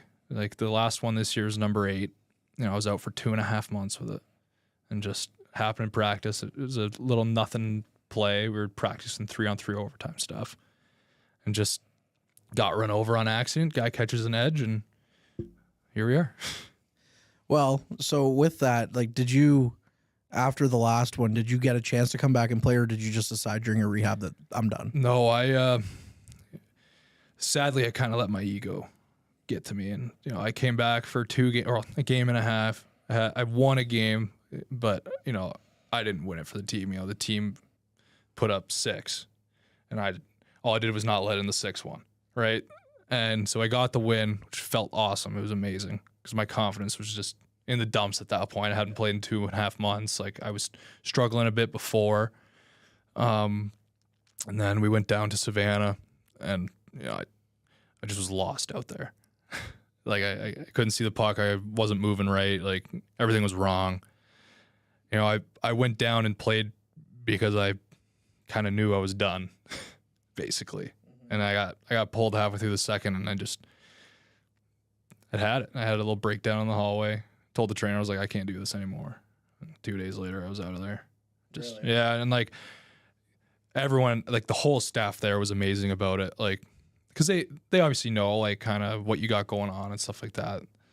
And they were like, look, Colton, like your life is more important than hockey. Like you don't want to be out here, you know, towing the line with this. Like you never know when the next one will be really bad. And like as you get more, they become easier to get, not only in like just getting one, but in severity as well. So it's like I didn't want to see my wife to see me on the ice having a seizure because I've had 9 concussions at that point. If I had another one after that, like, so it was the right decision. Interesting stuff there from Colton Point. And if you want to hear the rest of that interview, you can find the whole podcast and more on Apple Music, Spotify, Google, or you can watch our full episodes on our YouTube, Frontline YouTube channel. Don't forget to follow us on social media as well for even more content on all things Battalion. Ben, that first period, it looked like we could have been up, it looked like the Battalion could have been up about 4 or 5-0 there with all the penalties they took. Despite that, it was a 5-minute penalty, a major penalty, cut a little bit short by the Avery Winslow tripping penalty, but still plenty of opportunity. Yeah, very interesting first period. As you said, kind of interesting how I said, special teams aren't going to be a big deal. And then they, of course, as it always happens, whenever I say something, the exact opposite happens. So I gotta stop making my opinions now. So had to prove you wrong. Yeah. Either way, though, like you look at that 5-minute major again. We talk. Zabeski's out. He's game misconduct. We'll have to see if there's any lingering suspensions there anymore. And he's not a big name for the Mississauga Steelheads, but what it leaves them with is only 11 forwards, which means that fourth line that he was on with Van Volsen and Carmeris are going to be a man down. So they're going to have to shuffle the lines a little bit. Coach James Richmond's going to have to kind of figure this out. And even though they probably aren't getting that much ice time, it's still extra ice time that now has to be put on other people. But overall, I think if you look at that first period and you're the Mississauga Steelheads, you feel really good. You outshot the Battalion. I think that you had the momentum for a large majority of that period. It felt like even when they were on the Battalion were on the power play, there were moments where Mississauga did a good job shutting them down. They really did not seem like the 20th ranked penalty kill. But at the end of the day, the only thing that matters is what's on that scoreboard, and the Battalion are up 1-0. You're absolutely right. And despite the few glorious chances North Bay had and that beautiful play by Nelson, smart decision to pinch in there and score that goal. Despite the goal and the fact that North Bay is up, it did feel like Mississauga did kind of control the pace of play in the first period a little bit. And you're right, we talked about the last-ranked penalty kill in the league, but they weren't giving North Bay an inch this period. What are we looking for going into the second here from North Bay? And if you're a fan of Mississauga, what do you do to build on that strong first period? Yeah, I think for Mississauga, the big thing is going to have to figure out how do you beat Dom DeVincentis. Like, that's going to be a big thing, as Dom's looked very good in his 13 saves. But I think you got to just keep playing the same way that you have, which has just been trying to crash the net, trying to pick up these rebounds. Dom has done a great job of, when he has had rebounds, directing them into the corner, whether it's with a poke check or something else, to try to get that puck away from the front of the net. So when those rebounds happen, he's not allowing those second chances to happen. If you're the Battalion, I think you want to continue playing a lot of how you played, but you need to start being a little bit more aggressive. You need to start shutting them down. As the Mississauga Steelheads have the puck in their own zone, you need to kind of try to stop the momentum, keep the pucks to the outside, and try and stop some of their transition game. There's been a couple of times in transition where Mississauga's had some great chances on Dom. They've got to kind of shut that down a little bit, but I'd like to see Mississauga be a little bit more aggressive. But again, if you're North Bay, you just got to keep doing what you're doing. But you got to stop being so perfect. They're trying to do that extra pass. They're trying to be just too perfect right now. Again, Leanders is a guy who has a 348 goals against average, 879% save percentage. He doesn't need a perfect shot. You just got to put pucks to the net, get the rebounds. And again, you look back to that Romani play, who was just a little too good, or it was just a little too perfect. And at the end of the day, I think if you're the Battalion, it's all about keeping this lead going to the third period, because they've only lost 2 games after leading after the third period. They shut things down. Absolutely. All right, well, we're set here after 20 minutes. The score is 1-0 for the North Bay Battalion. On the other side of the break, Matt Sukram rejoins Ben in the booth here, and they'll be back ready for the second period call as you're listening to Steelheads Battalion on the front line. Meals are a special time for families to gather, share their day, and spend quality time together. Those dinners are made extra special when you add tropical produce found in the markets and grocery stores that carry La Huerta imports. La Huerta knows the importance of family, so they know which quality products make the best quality meals for your customers, whether it be Mexican Hass avocados, Brazilian figs, Ecuadorian red dragon fruit, or something just as exotic and special. To get your supply of the best tropical produce at competitive prices with brands buyers trust, contact La Huerta Imports at 705-752-1478. Community engagement is one of our core focuses at McDonald's. The key is finding the right people who are passionate about the same things we are, helping kids be kids. McDonald's proudly supports local organizations such as the North Bay Regional Health Center Foundation, Big Brothers Big Sisters, One Kids Place, the Children's Aid Society, and Ronald McDonald House Charities. Stop by McDonald's on 1500 Fisher Street, North Bay, to see how we can serve you and the community every day. Hey there, I'm Mike the Financial Advisor. When you strip it down to its core and you take away all the industry jargon, I help people solve financial concerns. So if you're concerned that you'll never save enough to retire comfortably, or that your kid is going to graduate post-secondary $40,000 in debt, or maybe even that life is going to take a really unfortunate sideways turn and somebody is going to have to open a GoFundMe page for you and your family, I can help you prevent all of those things from happening. If you want to see how, you can find me on Facebook, Instagram, and TikTok. Just do a search for Mike the Financial Advisor. You should find me.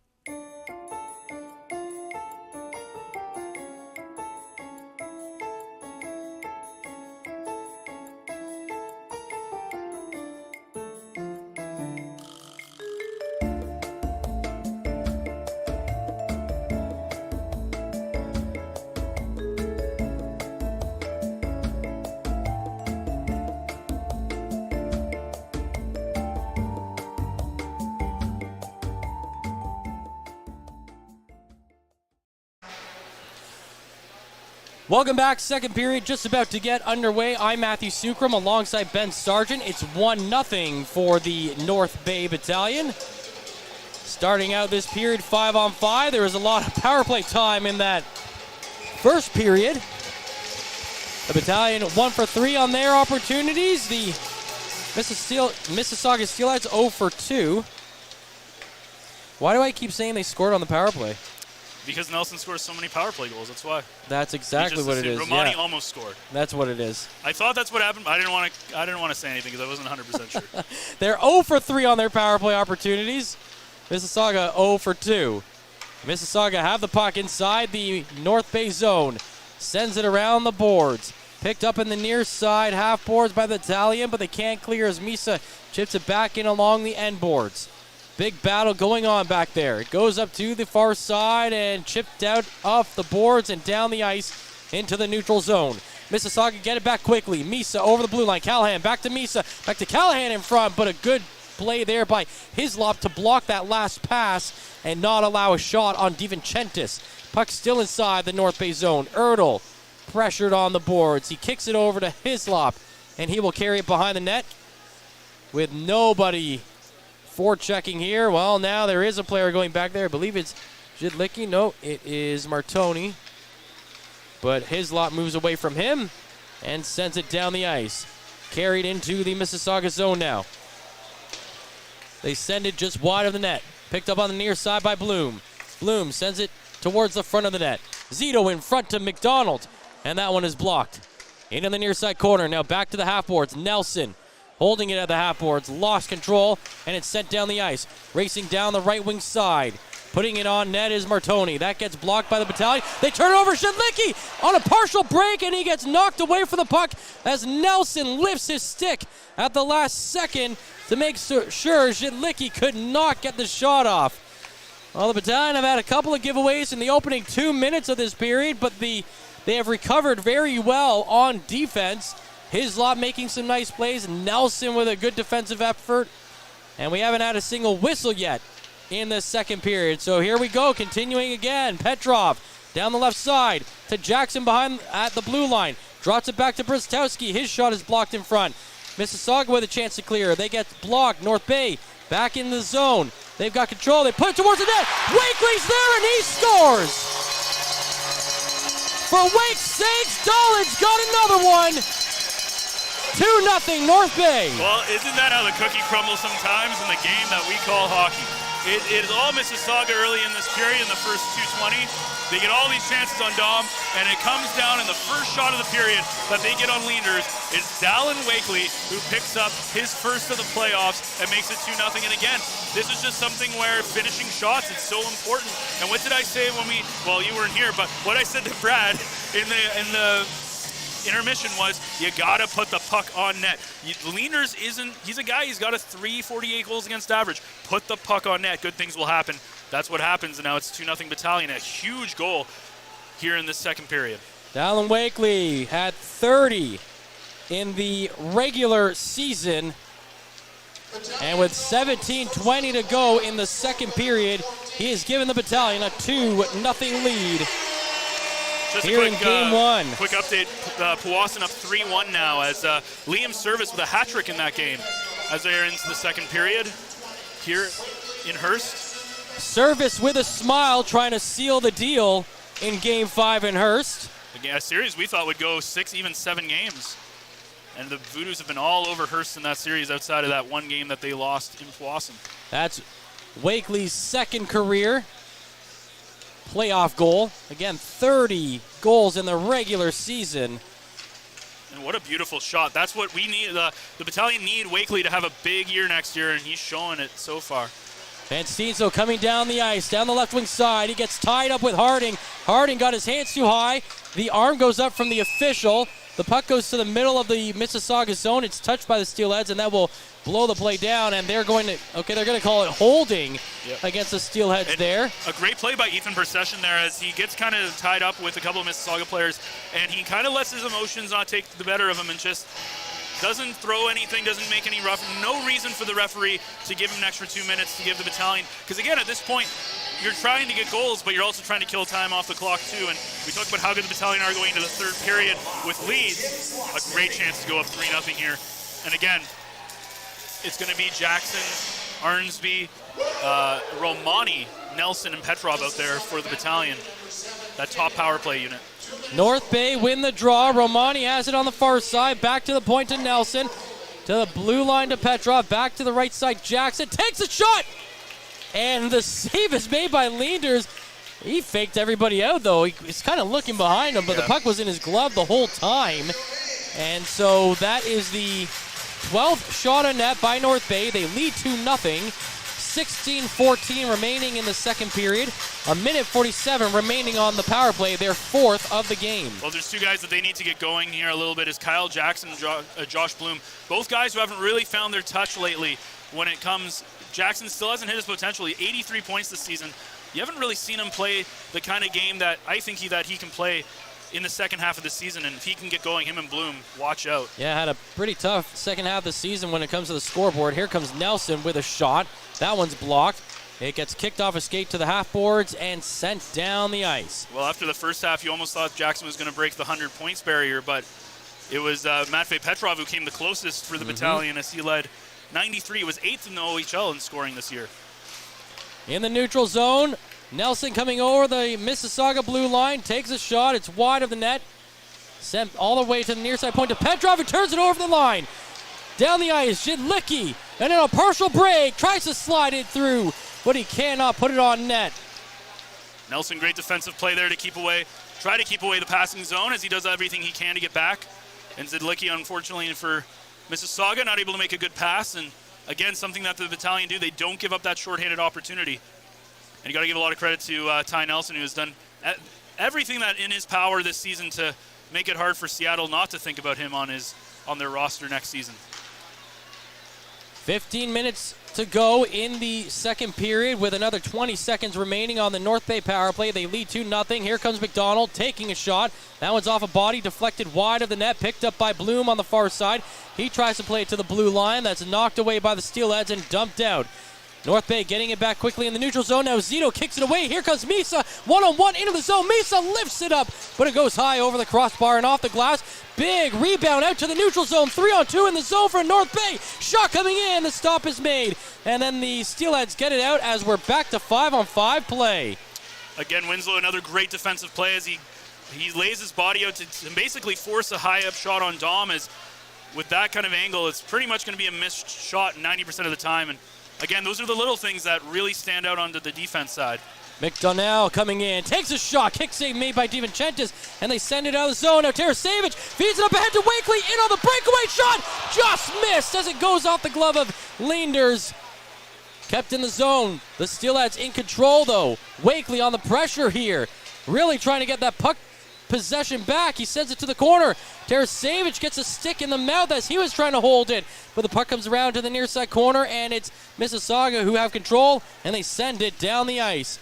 Chasing it is Bristowski. That will be icing. 13:33 to play in the second period.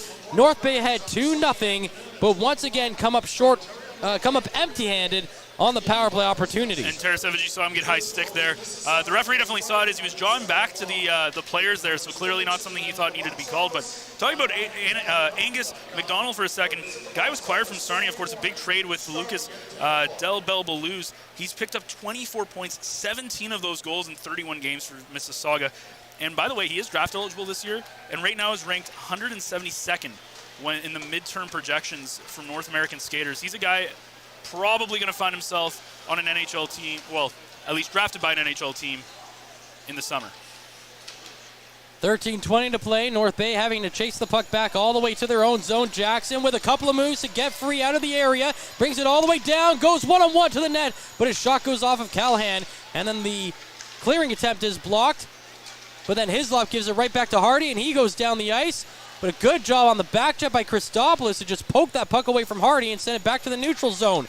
That's where Wakely picks it up. He comes over the blue line. Feeds it ahead to Jackson. Jackson's pass to the middle. Doesn't end up on the stick of a green shirt as the Mississauga Steelheads are able to clear it. Yeah, expecting Petrov to be down there on the far side. Was not. Pass went to a bunch of white jerseys. And now it's Mississauga bringing the puck into the North Bay zone. They try to center it. That one got deflected away, and North Bay with control in their own end. They get it out down the right wing side. They dump it all the way into the Mississauga zone. 12:25 to play in the second period as Mississauga bring it forward again. Van Volsen over the blue line takes a shot. That's off a skate and picked up at the blue line for North Bay.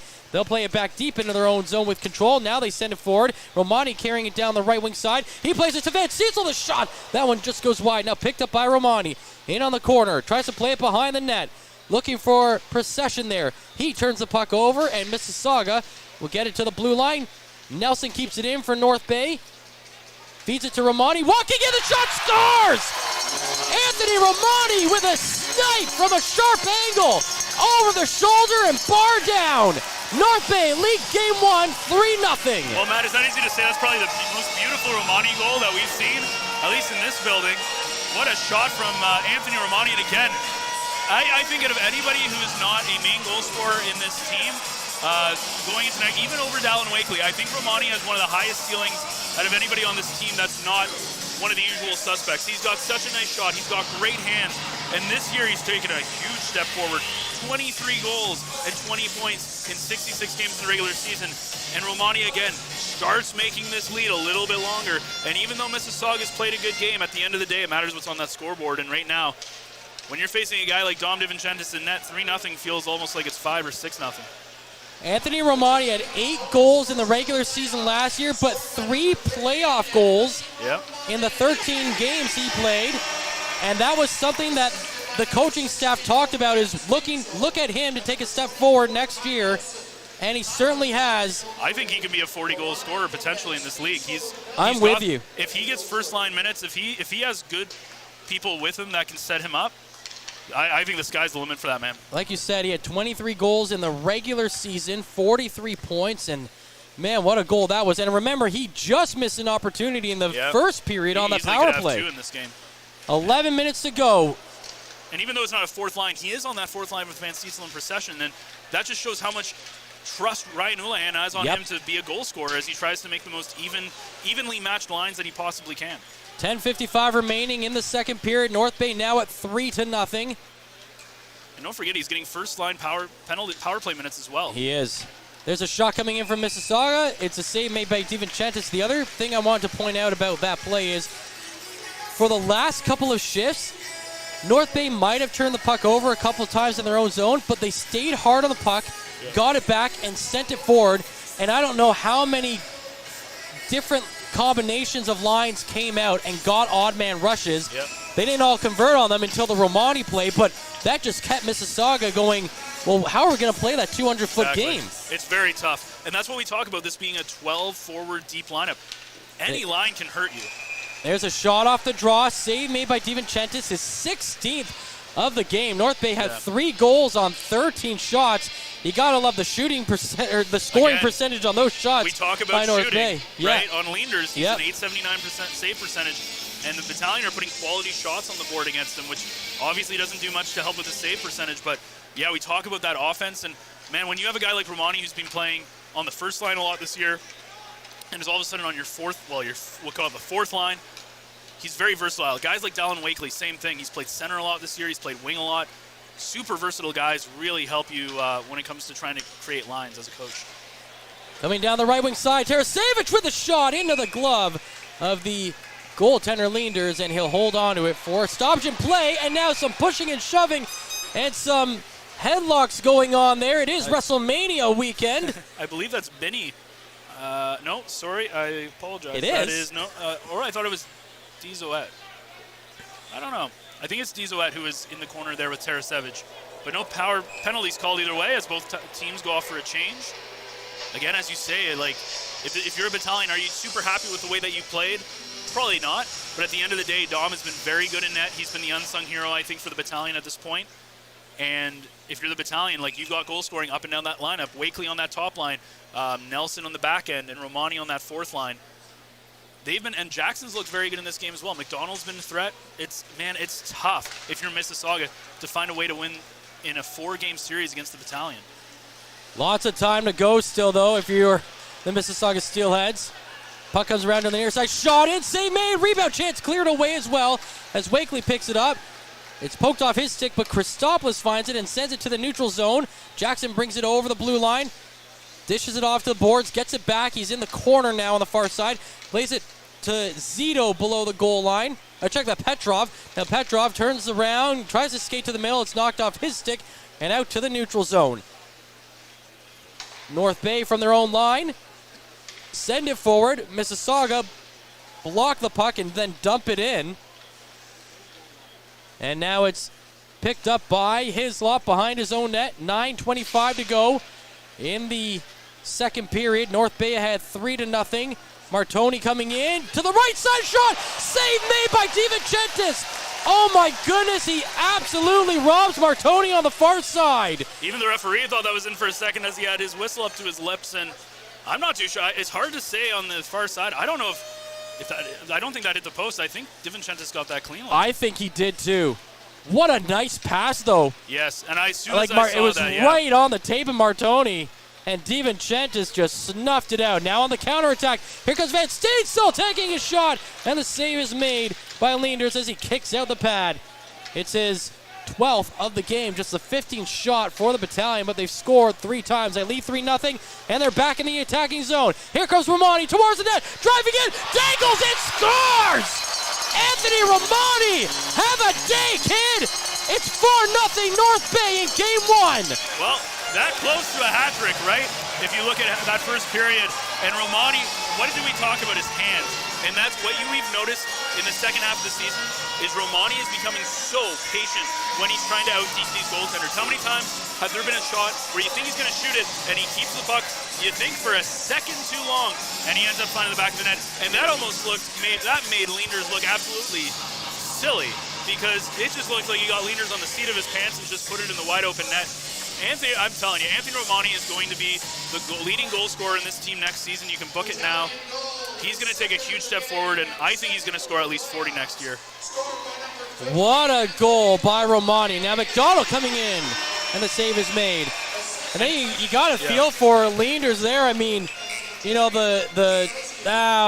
we'll get to that in a minute. We got to take a break. 8:21 remaining in the second. North Bay had 4-0 here in Game 1. We'll be right back. This period is brought to you by Canada Alumni Perks. Get information on special events and news, or access the Alumni Job Portal. Visit canadacollege.ca/perks for more information. Brad Brooks is downstairs, and Brad, this is turning into the Anthony Romani show. He had a fantastic finish to his regular season, and he has not missed a step here through Game 1 with a 2-goal performance so far. You're right, and he's fishing for that natural hat trick at this point. That was an absolutely gorgeous move in tight to tuck that one home. And I've got to say, just before that, you often talk about a big save at one end leading to a chance at the other. How about that save by DiVincentis? Oh, my goodness. That was all Dom, not post. You were right about that. I think what we're starting to see here is North Bay is taking control of this game. Passes are connecting now that weren't connecting in the first, and the route is on. Look for it to continue. Absolutely. Thank you so much, Brad, for your insight from down between the benches. 8:21 to go. 4-0 North Bay lead. They've put 3 on the board in big this goals, period. Matt. Big goals. And like you were saying before, Mississauga probably liked getting out of the first period with a one-goal deficit, but they have not found that second gear here in the second period of game one. Now, the Zodi coming in, but a huge hit behind the play as McDonald runs into, I believe it's Camaris down there. Yep. And now it's back the other way. McDonald, you know he wants one. He wants one. He does not like Zito goals. with a hit on the end boards and knocks his man down. He doesn't like being kept off the score sheet. That's it. And it was hard to do that when he returned from injury after the Christmas break as well. Usually you think when you sign a contract, you're like, hey, I'm good. Don't have to worry about anything. But McDonald took it up another step after he signed that Dallas contract. Yeah, he had goals in 5 straight games after signing that? 6 goals in 5 games, something like that. Into the neutral zone, the Steelheads move it down the ice. It will be icing called against the Steelheads. And that's something, and Brad pointed this out, that's something the Battalion haven't done a lot this game is not only has their passing been good going up the ice, but they haven't really been icing the puck. They have been forcing the Steelheads wave after wave to play defensively and then try to get all the way, because their defensive zone is all the way at the opposite end of their bench in this period. Yeah, and that's been a huge thing. And what do you do if you're Mississauga? You're playing a great game. You're probably playing the best that you can possibly play with your roster. And yet, even though you're outplaying the Battalion, I think in certain aspects of this game, you find yourself down 4-0. And no matter what you do, you can't beat Dom, and you're giving up goals on the other end. It's got to be frustrating, and I think that's where you realize when you're Mississauga, this is going to be a tough series to win. And if you're the Battalion, you say, hey, we're not even playing our best hockey, but at the end of the day, we're still winning. Just imagine if this team's clicking on all cylinders, how lopsided this game could be. Well, there's a chance in front of the North Bay net, and it's just sent wide for the first time this game. North Bay have a lead in shots. It's 18-17. Mississauga has actually recorded a shot since that big save by DiVincentis. Into the attacking zone. Christopoulos' shot is blocked by Leenders. And the Steelheads will get it out. Steelheads have won 23 of the 29 face-offs that have been taken in this game. So you're right. They're starting out with the puck way more than the Battalion are, but it has not mattered. Long stretch pass down the ice. Trying to play it off the end boards. Petrov beat. I believe it hit off the pad of Leenders is what the referee said. He beat Sharp to the puck, but then it ricocheted off the boards right to the stick of Sharp, so Petrov could not get that end board play going, but what a slap from the opposite end. And that's a set play as well from the Battalion. You think they've practiced that a few times. Here comes McDonnell into the North Bay zone, and Winslow had his stick around McDonnell, but he was trying to let go of it, and the officials are going to call tripping for a second time this game. I believe they said against it was Winslow. I believe they called it holding, but either way, it's 2 minutes regardless. And Winslow not happy with it because he thought his stick was being held, and that's why at first I thought maybe they're calling Mississauga for holding the stick, but no, Winslow unfortunately he gets that stick in that body, and it's a very easy thing to sell when you're a defender. Try to sell that penalty, but great chance for Mississauga here. But again, this is the biggest difference between goaltending, and what I said on the podcast coming into this series was Mississauga just doesn't have the goaltending, and we've seen it in this game. Dom standing super strong on his end with Leenders not being able to do the same with Mississauga. But now they've got a chance right in front of the net. There's a big crashing play on the crease. The puck is still loose. They blow the whistle anyway, and now there's some fists being thrown, but the officials trying to get in the way. Zidlicki and Lukin getting tied up. Yeah, Zidlicki kind of crashing into the net of Dom, and we said that all game, right? They've been crashing into the net of Dom, trying to create some plays and create some openings, and really quick whistle from the referee. As we can see from here, the puck was still loose, but very interesting. Again, Mississauga, they're trying to do anything to try to get that edge, and right now it's been a tough go for them as they put 17 pucks on Dom, and he stood tall every time. Face-off inside the North Bay zone. It's another minute 50 remaining on the power play for Mississauga. Larson plays it to the far side corner for Misa. To the point, across to the near side to Larson. Winds up, fires. Big kick save made by Dom. But Van Steensel was there, had the puck on his stick, but he could not clear it. Just completely fanned on it, and that keeps the puck alive in the zone for Mississauga. They've got control of it on the left side circle. Play it to the point. Larson shot blocked again. Picked up on the far side. Back to Larson on the near side. Winds up, fires. This time it finds the glove of the goaltender. And there's a stoppage in play. Hang on. There's now a minute 49 remaining on the power play clock. I don't think that clock ever started. Tough day to be a scorer, right, at this point, so they're going to have to look at it. Man, because yeah. There was a minute 52 remaining when they dropped the puck. There's no way only 4 seconds got ticked off. Are you sure? That felt like 4 seconds. Three seconds, 3 yeah. seconds. Yeah, again, math, not a playoff show.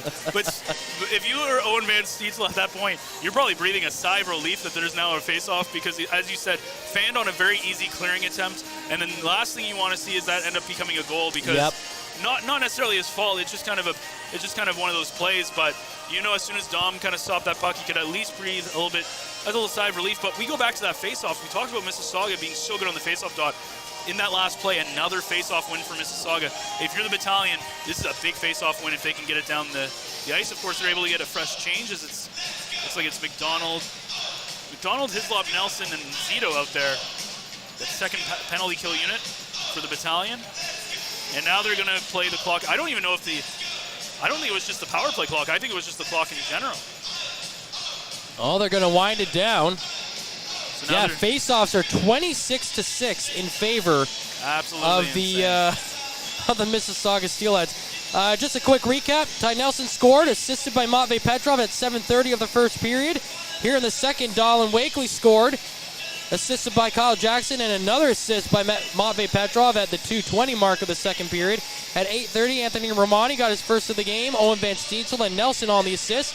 And then at 11:25, Romani again, assist by Zito and Brzezowski. So how many defensemen have set up goals tonight? Ty Nelson has an assist. Brzezowski has an assist. Nelson has a goal. So, I mean, if you followed Battalion all year, though, that shouldn't surprise you.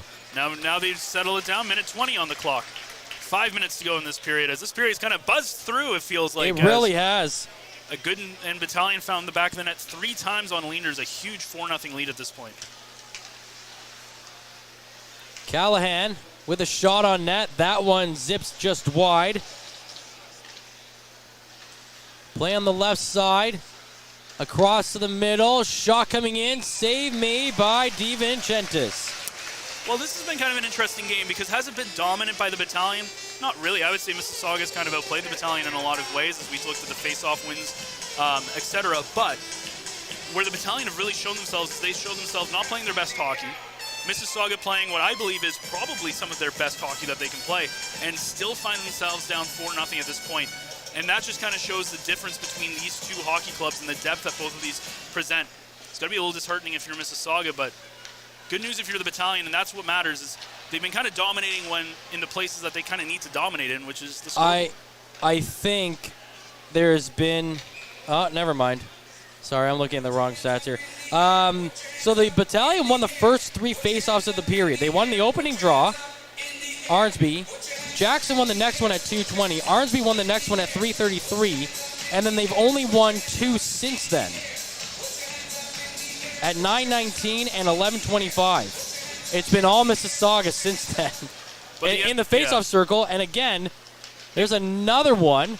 But it doesn't matter if they're starting off with the puck. The Battalion are just pressuring them. And the biggest difference is the Battalion are finishing their scoring opportunities. Something that Mississauga just had. They've been able to get that first shot on Dom. They've not been able to get a good rebound chance on him. And they've not been able to. They don't have anybody who's really been able to finish in this hockey game. Big difference when you look at guys like Romani. Larson gets around a defender, but then the puck rolls right towards DiVincentis, and he pokes it in the corner. That allows North Bay to pick it up and send it down the ice. 4 seconds to go in the penalty to Winslow. He'll be back out there.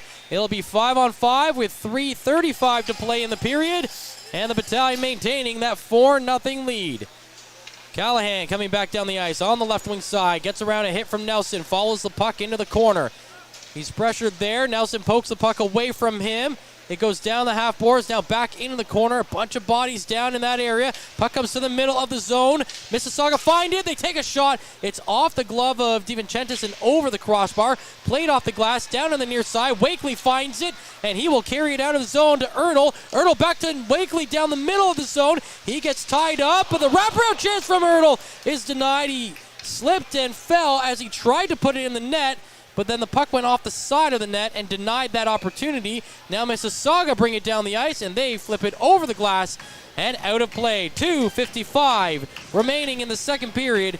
4-0 North Bay. Well, Justin Earl ends up with 14 goals in the regular season.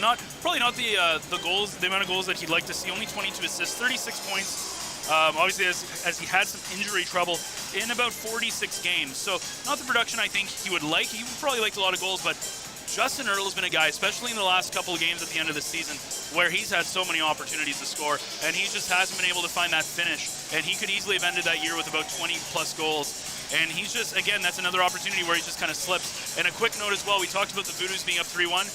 It's now tied 3-3 in that second period. So Hearst coming back, trying to bring this to a game 6 and bring it back to Powassan for at least one more game.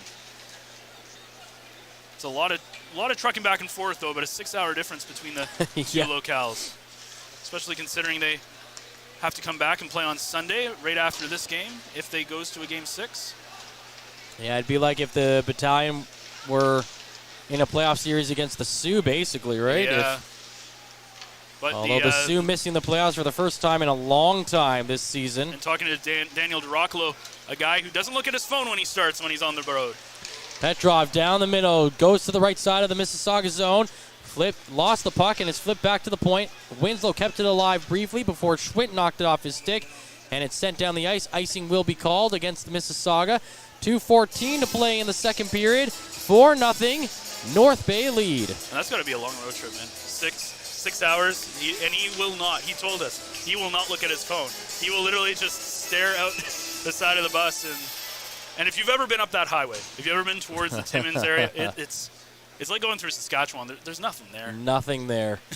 Whole lot of nothing to look at. Even when you go down south, at least you got the buildings and you got the traffic, but up north you got maybe one other car with you and a whole bunch of trees. Down the ice, here come the Steelheads. Schwint trying to play it in front. Knocked away from the stick of Camiris and then sent away. And then at the line, Callahan took a shot coming in, but that one is blocked by the Battalion defense, and they will clear it down the ice. But it will go the length of the ice, and that will be icing against North Bay. And that, I believe, is probably just the first, maybe the second icing that's been called against them, at least in this period. Yeah, they've done, as you said, a really good job of not icing the puck, and that comes down to usually when you get stuck in your own zone and you're like, hey, I just want to get it out. That's what you do. You ice the puck. But what they've been doing is they've been able to build things out on transition, and they're not passing it out. They're able to carry it out of their zone. They're creating opportunities, which is obviously a lot better than when you're icing the puck a lot. That means that they're putting a lot of pressure on you. McDonald driving down the middle, a couple of stick checks on him, and he lost the puck. That allows Mississauga to go back the other way now. Zhidlicki, the red line, runs into McDonald, who chips it ahead to Zito down the left wing, getting in front of the net. Over to Bloom, he scores! It's all about the boom, baby! As Josh Bloom makes it 5-0. And that's what we needed to see from Josh Bloom, a guy who came over from Saginaw and absolutely exploded when he first came over to kind of help with that Kyle McDonald injury. Bloom this season has 32 goals, 39 assists, 71 points. A lot of those happening with the North Bay, over 50 of those with the North Bay Battalion. And a lot of those happening in November. That's what we need to see more of, but this was a full line effort. McDonald gets a hit, he gets a loose puck. Zito gets it, a perfect pass underneath a sprawling Mississauga player's stick, and he gives a wide open net to Bloom, who finishes it off. You talk about a guy who's motivated. This is his 4th season in the OHL. That is his first playoff goal in his first playoff game. And playing in probably his last playoff OHL appearance as well in this playoff series. As we talked, as that goes down for icing, as we talk again with Bloom, he's a guy, him and Petrov are not going to be in the OHL. I cannot see Edmonton and Vancouver putting in the OHL when he can be in the AHL. He's kind of, both of those players have kind of outplayed the OHL. And they need to play against competition who's a little bit stronger, a little bit better. They need to take that next step, and at least for Petrov, obviously I'd be very surprised if he doesn't start off the years with the Oilers, and I think Bloom's going to turn some head in camp, but he's a guy he needs. Sometimes you get that sense that he's not putting his full effort into some of these plays. You just sometimes see that, and he needs to start kind of picking it up a little bit. 4 goals in this period for the North Bay Battalion. 2 from Romani, and now almost another one from Tarasevich with a shot. Save made, rebound chance, and he can't get it past Callahan, who blocked not 1 but 2 shots from Tarasevich. Goes out to line, down to Arnsby, feeds it in front, and Tarasevich is denied again. Oh man, Tarasevich all over the net on that sequence. Tough when you're hear Leanders right now, as Ryerson Leanders has really tried the best. He's got 16 saves on 21 shots. He's doing the best that he can, but he's had some tough shots. Wakely's shot really good. Romani with an absolute snipe. Romani with another great play. Bloom's goal was like going east-west. He's had a tough game, but that's what I was saying in that first period. They were trying to be too perfect. They were trying to be too fine. What have they done this period, Matt? They've been just shooting the puck. And they put 4 past Mississauga, and now all of a sudden, no matter how good Mississauga is playing on the ice, it feels like this game's at a stretch when you got a guy like Dom in net. So the Battalion with the puck on the near side boards. Time winding down here in the second period. Jackson will take a shot. It goes wide. And that will end the second here in Game 1. The Battalion with a commanding 5-0 lead after 40 minutes of play as they really open the doors and put on a shooting gallery in that period. Wakely, Romani with 2, and Bloom with his first career OHL playoff goal. And that has put the Battalion ahead 5-0. He's Ben, I'm Matt, and Brad will be back here with us to break down everything in the second period intermission. You're watching the Frontline broadcast right here on YouTube, presented by Average Joe. Stay tuned. Average Joe's Eatery and Patio Bar is North Bay's only year-round lakefront restaurant. On the shores of beautiful Trout Lake, we have been serving delicious food and stunning views since 1999. Indulge in one of our delicious menu items, or simply sit with a cocktail in hand and watch the beauty of Trout Lake before your eyes. Check us out online at averagejoes.net or visit us in person at 3501 Trout Lake Road, North Bay. As a Canadore College alumni, you have access to perks. Canadore Alumni Perks. This is a lifetime membership that includes special access to great offers, opportunities to get involved, and so much more. Graduates can access discounts and special offers from businesses and hotels locally, across Canada, and internationally. Get information on special events and news, or access the alumni job portal. Keep in touch with Canadore's alumni office. Visit canadorecollege.ca/perks. Great things happen here. You rely on your vehicle to take you to the places that matter most to you. So bring your vehicle to the team you can rely on to keep it running at its best. Dave's Automotive Services. Whether you're getting your car or truck ready for the season with a tire change, making sure you're safe on the road with an inspection and certification, or doing your due diligence to keep your vehicle in tip-top shape with regular maintenance, Dave's Automotive Services has you covered. Expert troubleshooting, quality repairs, and time-efficient labor are the 3 stars of service you can expect when you bring your car or truck to Dave's Automotive Services at 411 Airport Road. Call 705-478-5544 and book your appointment today. The Frontline Podcast, Season 3. Courtney Kenny, Matthew Sukram, Derek Lindemann, Bob Coles, and Ben Long bring you closer your favorite teams like never before. Covering everything to do with hockey in the North Bay area, exclusive interviews with the North Bay Battalion staff and players, expert analysis on the OHL, NOJHL, and more, keeping you up to date on all things Voodoos, Trappers, Lakers, and more. It's a new season, it's a new adventure. The Frontline Podcast Season 3. Available wherever you download your favorite podcasts. Tonight's broadcast is brought to you by Average Joe's Eatery. Average Joe's, where we want your experience here to be a happy one. 3501 Trout Lake Road. Welcome back inside Memorial Gardens, and after 2 periods, we've got a 5-0 lead for the North Bay Battalion over the Mississauga Steelheads. Getting to our scoring summary, a few more goals, a lot less penalties this period. Dallin Wakely got the North Bay Battalion on the board early in the second with his first of the playoffs at 2:20. Anthony Romani got his first of the playoffs at 8:03 from Van Stietzel and Ty Nelson. Anthony Romani then got a beautiful goal for his second of the playoffs from Zito and Bristowski. And Josh Bloom capped off the scoring for North Bay at the 18:36 mark on a passing play from Zito and McDonald. Only the 2 penalties to mention. Mississauga took a holding penalty, Finn Harding, at the 3:33 mark, and Avery Winslow, 2-minute minor for holding at 14:22. Looking around the OHL, we've got 4 other games, like we mentioned, taking place tonight. 3 game 1s, 2 game 2s. Elsewhere, we've got London, a 4-0 lead over Owen Sound after 2, and we've got Sarnia with a 3-0 lead over Guelph after 2. A couple of series there that don't seem like they'll be close. What do you think, Ben? Yeah, those are 2 kind of very interesting series, as you say. We're talking about London, who finished atop the Western Conference. You look at Sarnia again, another team atop that Western Conference, and I think we look at it. We talked about this again on the podcast, but Sarnia is a team that I think is the best team out of the West. Right, it's a team I think that has their record does not indicate how good of a team they are. I think if there's a team that's going to go all the way to the finals, when you look at the goaltending, you look at the offense and the kind of full team, I think it's the most complete team in the West. So that's not a surprising there versus Guelph, who, as you said, the West a lot closer, but Guelph still not did find themselves in kind of that bottom spot of the West. But again, and you look at that London Owen Sound series, nothing too surprising there from the West to get things going there.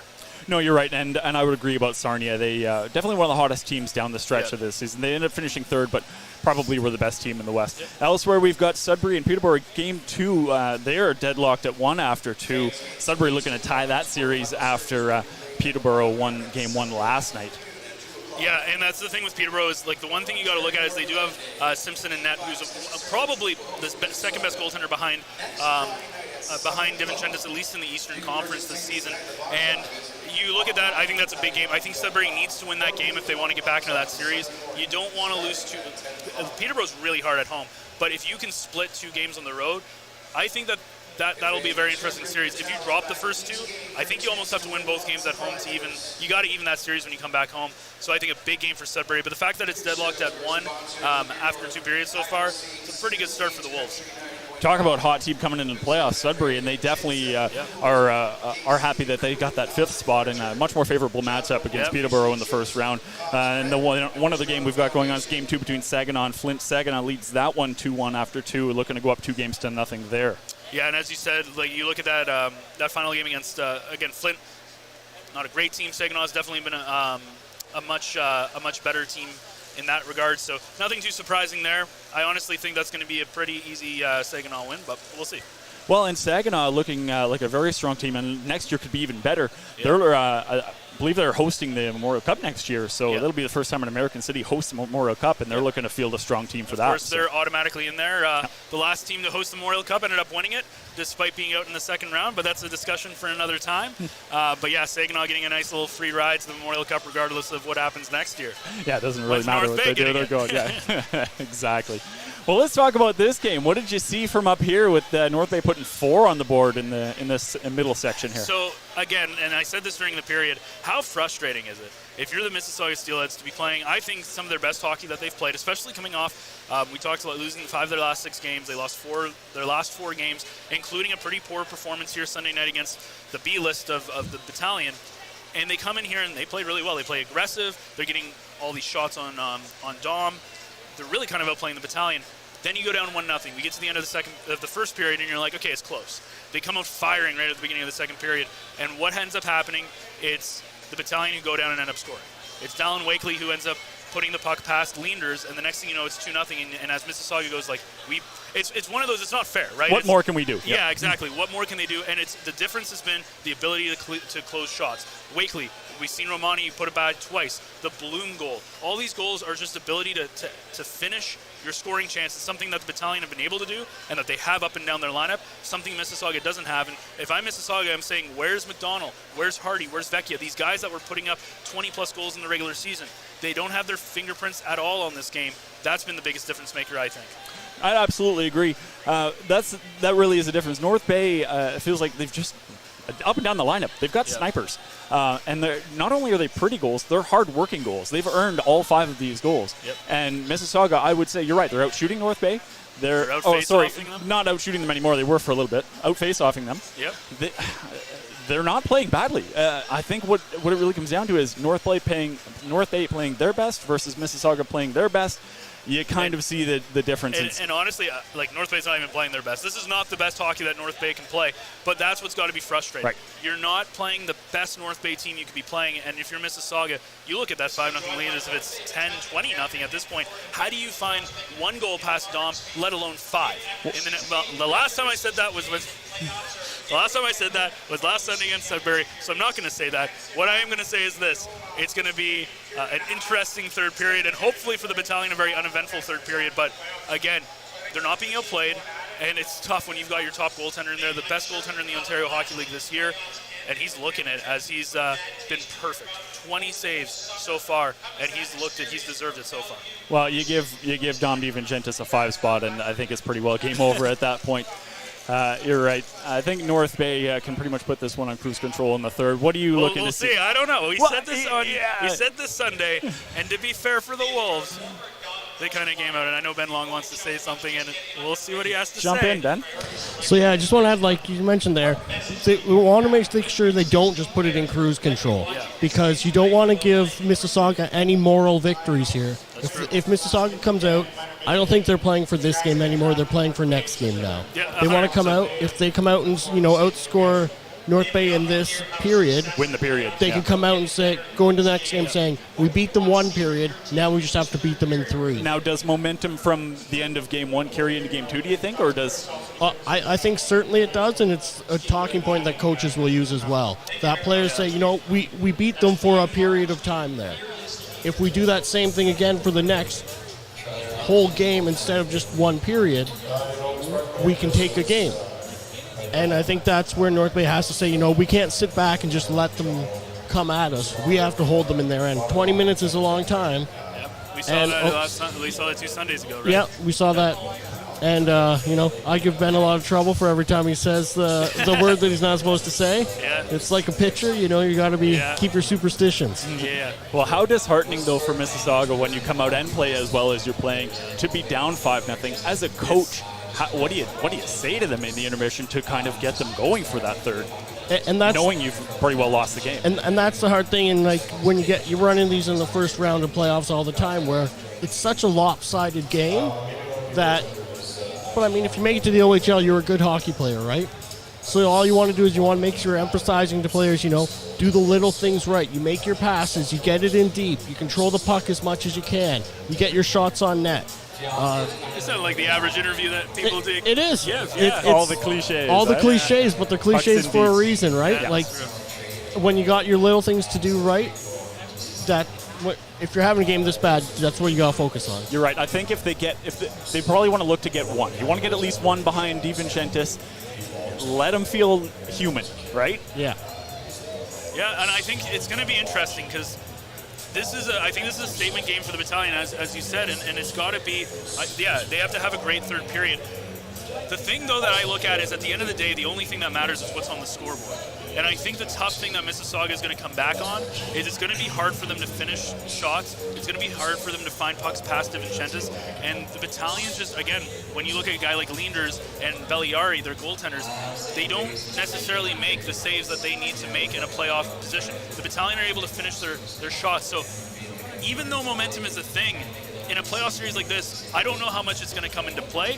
I'm just playing devil's advocate here a little bit. I don't know how much it's going to come into play because you look at this game and you say, I think Mississauga has kind of outplayed the Battalion at times for a decent majority of this hockey game. And you look, and if you saw this on the scoreboard, it's 5-0, and you're going, what's going on there? They're getting dominated. So I think there's a little bit of caveat that yes, the momentum is important, but I think at the end of the day, you kind of have to look at what happens on the scoreboard, who wins the games.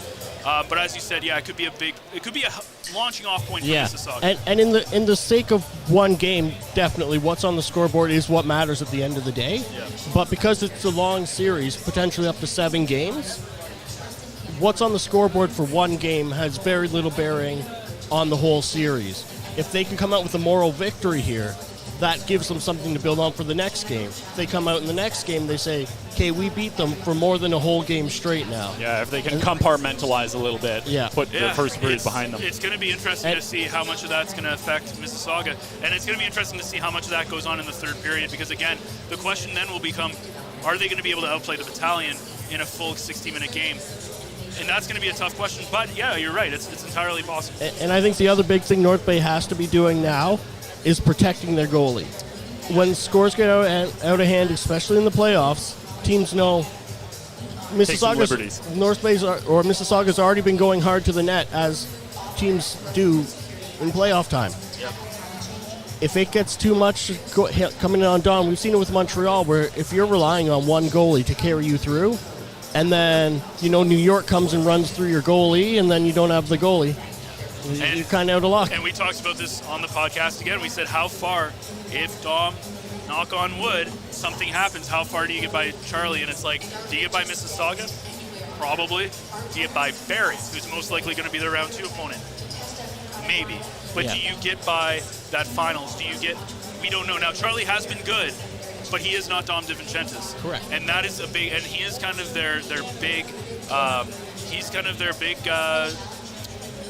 what's the word that I'm looking for? I don't even know what I'm saying anymore. Anyways, Dom DiVincentis. Catalyst, everything runs through. Yeah. He's their wild card. That's the word I was looking for. Okay. Either way, he's going to be a big important part of this team. And as you said, you want to be careful. But at Battalion, have they locked this game up? I think as much as you're going to be able to lock a game up at 40 minutes into the game. Yeah.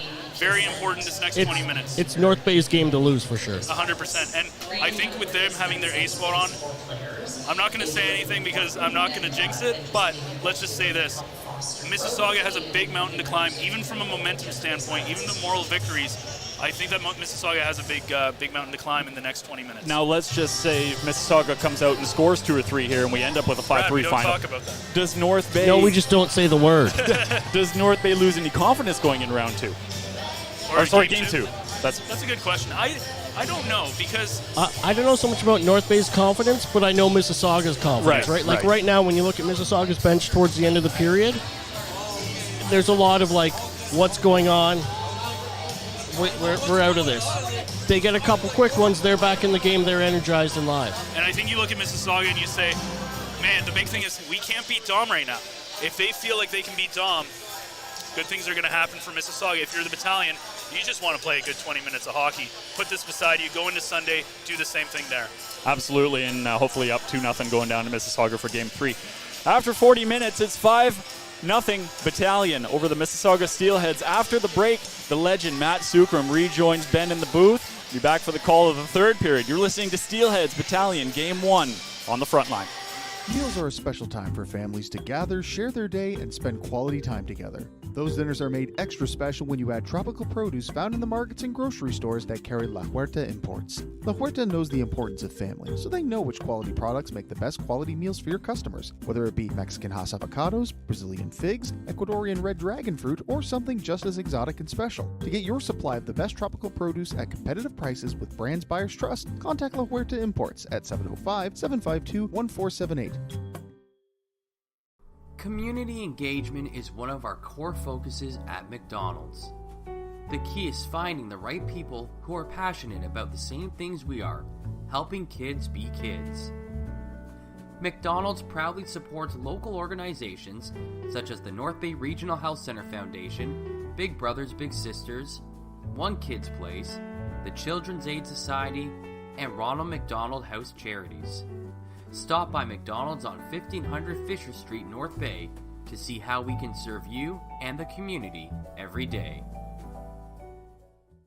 Hey there, I'm Mike the Financial Advisor. When you strip it down to its core and you take away all the industry jargon, I help people solve financial concerns. So if you're concerned that you'll never save enough to retire comfortably, or that your kid is going to graduate post-secondary $40,000 in debt, or maybe even that life is going to take a really unfortunate sideways turn and somebody is going to have to open a GoFundMe page for you and your family, I can help you prevent all of those things from happening. If you want to see how, you can find me on Facebook, Instagram, and TikTok. Just do a search for Mike the Financial Advisor. You should find me.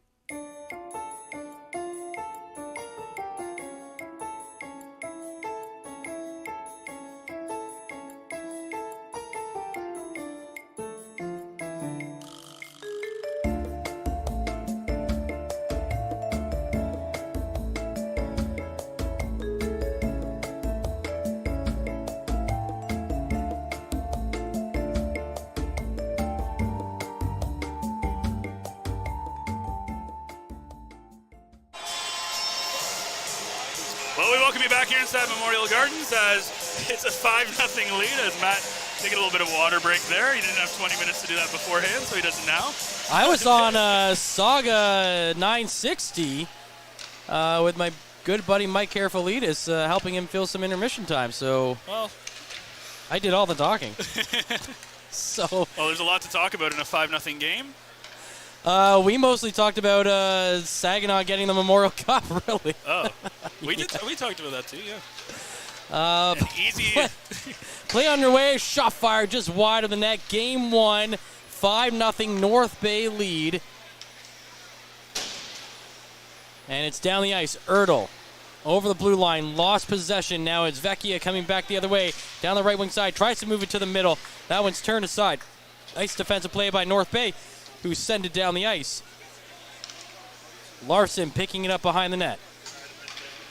He sends it forward. It is controlled by Zhidlicki. Knocked away off the stick of Zhidlicki, back out to the neutral zone. And sent down into the Mississauga end again. They clear it. Nelson picks it up at center ice. Flips it back into the near side corner. Picked up there quickly by Harding of the Steelheads. And they complete a pass getting it out of the zone, but then they misplay it, and Lucan just fires it right back in. North Bay playing the trap already. Sitting 2 guys at center ice, but now here come the Steelheads on a 3-on-2. They can't complete a pass across the zone. Zhidlicki turns it over, and now it's McDonald racing the other way. Gets around a defender, but then a poke check made, and he chases it in the corner. Gets it there, sends it to the point. Mississauga in the area, and they will skate down the ice with it. McDonald there. Lost it on the poke check from Winslow. He carries it behind the North Bay net. Sending it down the left wing for Zito. Zito gets out of his zone. Lost it at the blue line and sent back in. I think Zito's a little frustrated tonight. He's had a couple of rough shifts there, giving the puck away. Does have an assist on the game, though. Beautiful assist on the Bloom goal. 17:50 to play in the period. As North Bay look to bring it out of the zone. Wakely tries to play it to the middle. That didn't work. North Bay get the puck back. Brzezowski sends it down the left side to Petrov. To the middle. Wakely overskates it, and it's sent into the zone by Dezoti. You gotta wonder if the Mississauga Steelheads want to try and get back to that physical style of play that worked for them in the first period, but they kind of backed off of it in the second. And that really allowed North Bay to open the floodgates with a 4-goal period. Well, we talked about moral victories in the intermission and how important it is for Mississauga to at least get something here in terms of having a good 20 minutes kind of outplaying the Battalion, have something to bring into game 2. But right now, Mississauga not coming out, kind of an even start to this period. And not a good thing if you're Mississauga. You want to try to find a couple by maybe Dom, show him that he is in fact a human being and not a giant brick wall. It's know that he's beatable. Game 2, we will have it for you right here on the Frontline broadcast. Van Steensel with a chance at the left side of the net. That one's denied. Romani, who's got 2 goals a night, trying to hold the puck behind the net. He gets pushed off of it, and the puck is sent out of the zone. Yeah, we'll have Game 2 for you right here on the Frontline broadcast on YouTube, presented by Average Joe's. That goes Sunday at 2 o'clock. Now North Bay in their own zone with 16:20 to go. There has not been a whistle since the puck dropped here in the third period. North Bay lead 5-0. They send the puck down the ice. It's stopped in the neutral zone by Harding. And as he gets it forward over the blue line, one of the Steelhead players touched it, and he actually never cleared the zone, so that's going to be offside called against the Steelheads. Just not a good play by the Steelheads. Yeah, and you can tell they're starting to get frustrated again. And if you're James Richmond, the head coach of the Steelheads, all you want to do is try to get something back. Something that you can say, we did something positive in this game. And they've done a bunch of it. You look at what they've done on the faceoff circles, but again, at the end of the day, the only thing that matters is how many pucks go in the back of the net. And Mississauga just has not been able to finish. And that's on guys like Hardy, Vecchia, and McDonald, who are just not able to do what they've done in the regular season and get some goals. They also have had some trouble staying out of the penalty box. Yeah, that too. Which doesn't help because it kills time off the clock. Here come the Steelheads into the zone. Shot from a sharp angle went through DiVincentis' legs there and then back out. No, and then the puck is shot up and over the glass and out of play. 15:34 to go in the third period. 5-0 North Bay lead. Again, I wouldn't say this is the perfect playoff start for the Battalion, but if you look at the game 1, assuming that nothing crazy happens in the next 15 minutes, you got to be happy with what you did, which is show that you can finish, that you can beat guys like Leanders and Belliari, and that at the end of the day, you're the better team on the ice, especially when, again, it comes to scoring goals. And that's what the Battalion have shown. Even though they're not playing their best game, they're still, when they're at maybe 60%, still better than 100% Mississauga team. So now here's an opportunity. Mississauga drives it in towards the net. That one's knocked off the boards and picked up in the far side. McDonald plays it to the point. Shot comes in. It's blocked. Then another chance coming in, and that one's sent wide. Picked up on the near side boards by Arnsby, trying to get it out of the zone. He gets it up to Ertl, and then it's flipped over the stick of Tarasevich out to the neutral zone. Tracking that one down are the Steelheads in the neutral zone, and they will dump it right back in. North Bay pick it up and clear it immediately. One of the things Ryan Houlihan said in his on his Wednesday media scrum was, everybody's starting at 0 at this point. It's not, regular season doesn't matter at this point. Everybody starts at 0, and they've got to treat it that way. I kind of feel like the Battalion are doing just that.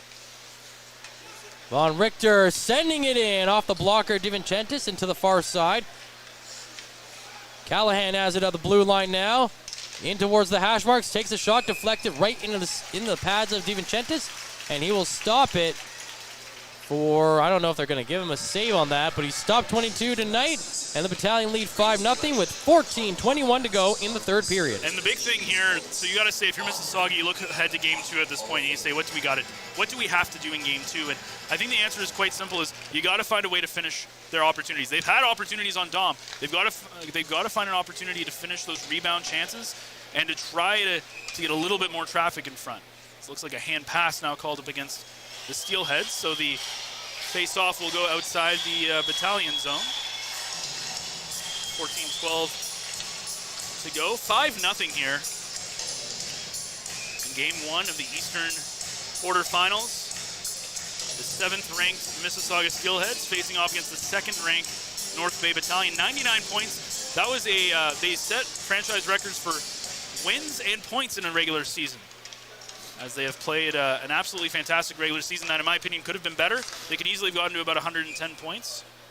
Yeah, they had a rough go of it in February, but then more than made up for it by having an undefeated March. And that was 11-0, 6 wins from Dom, goaltender of the month, 3 shutouts in that time, 5 wins from Charlie, 2 shutouts. And look, we've given Charlie a little bit of grief when he had his his kind of struggles in January, February, but he has turned the Jets on, and you got to give credit where it's due. He has been absolutely fantastic. And Rookie of the Month honors, the first time since Cam Dineen won Rookie of the Month in 2016.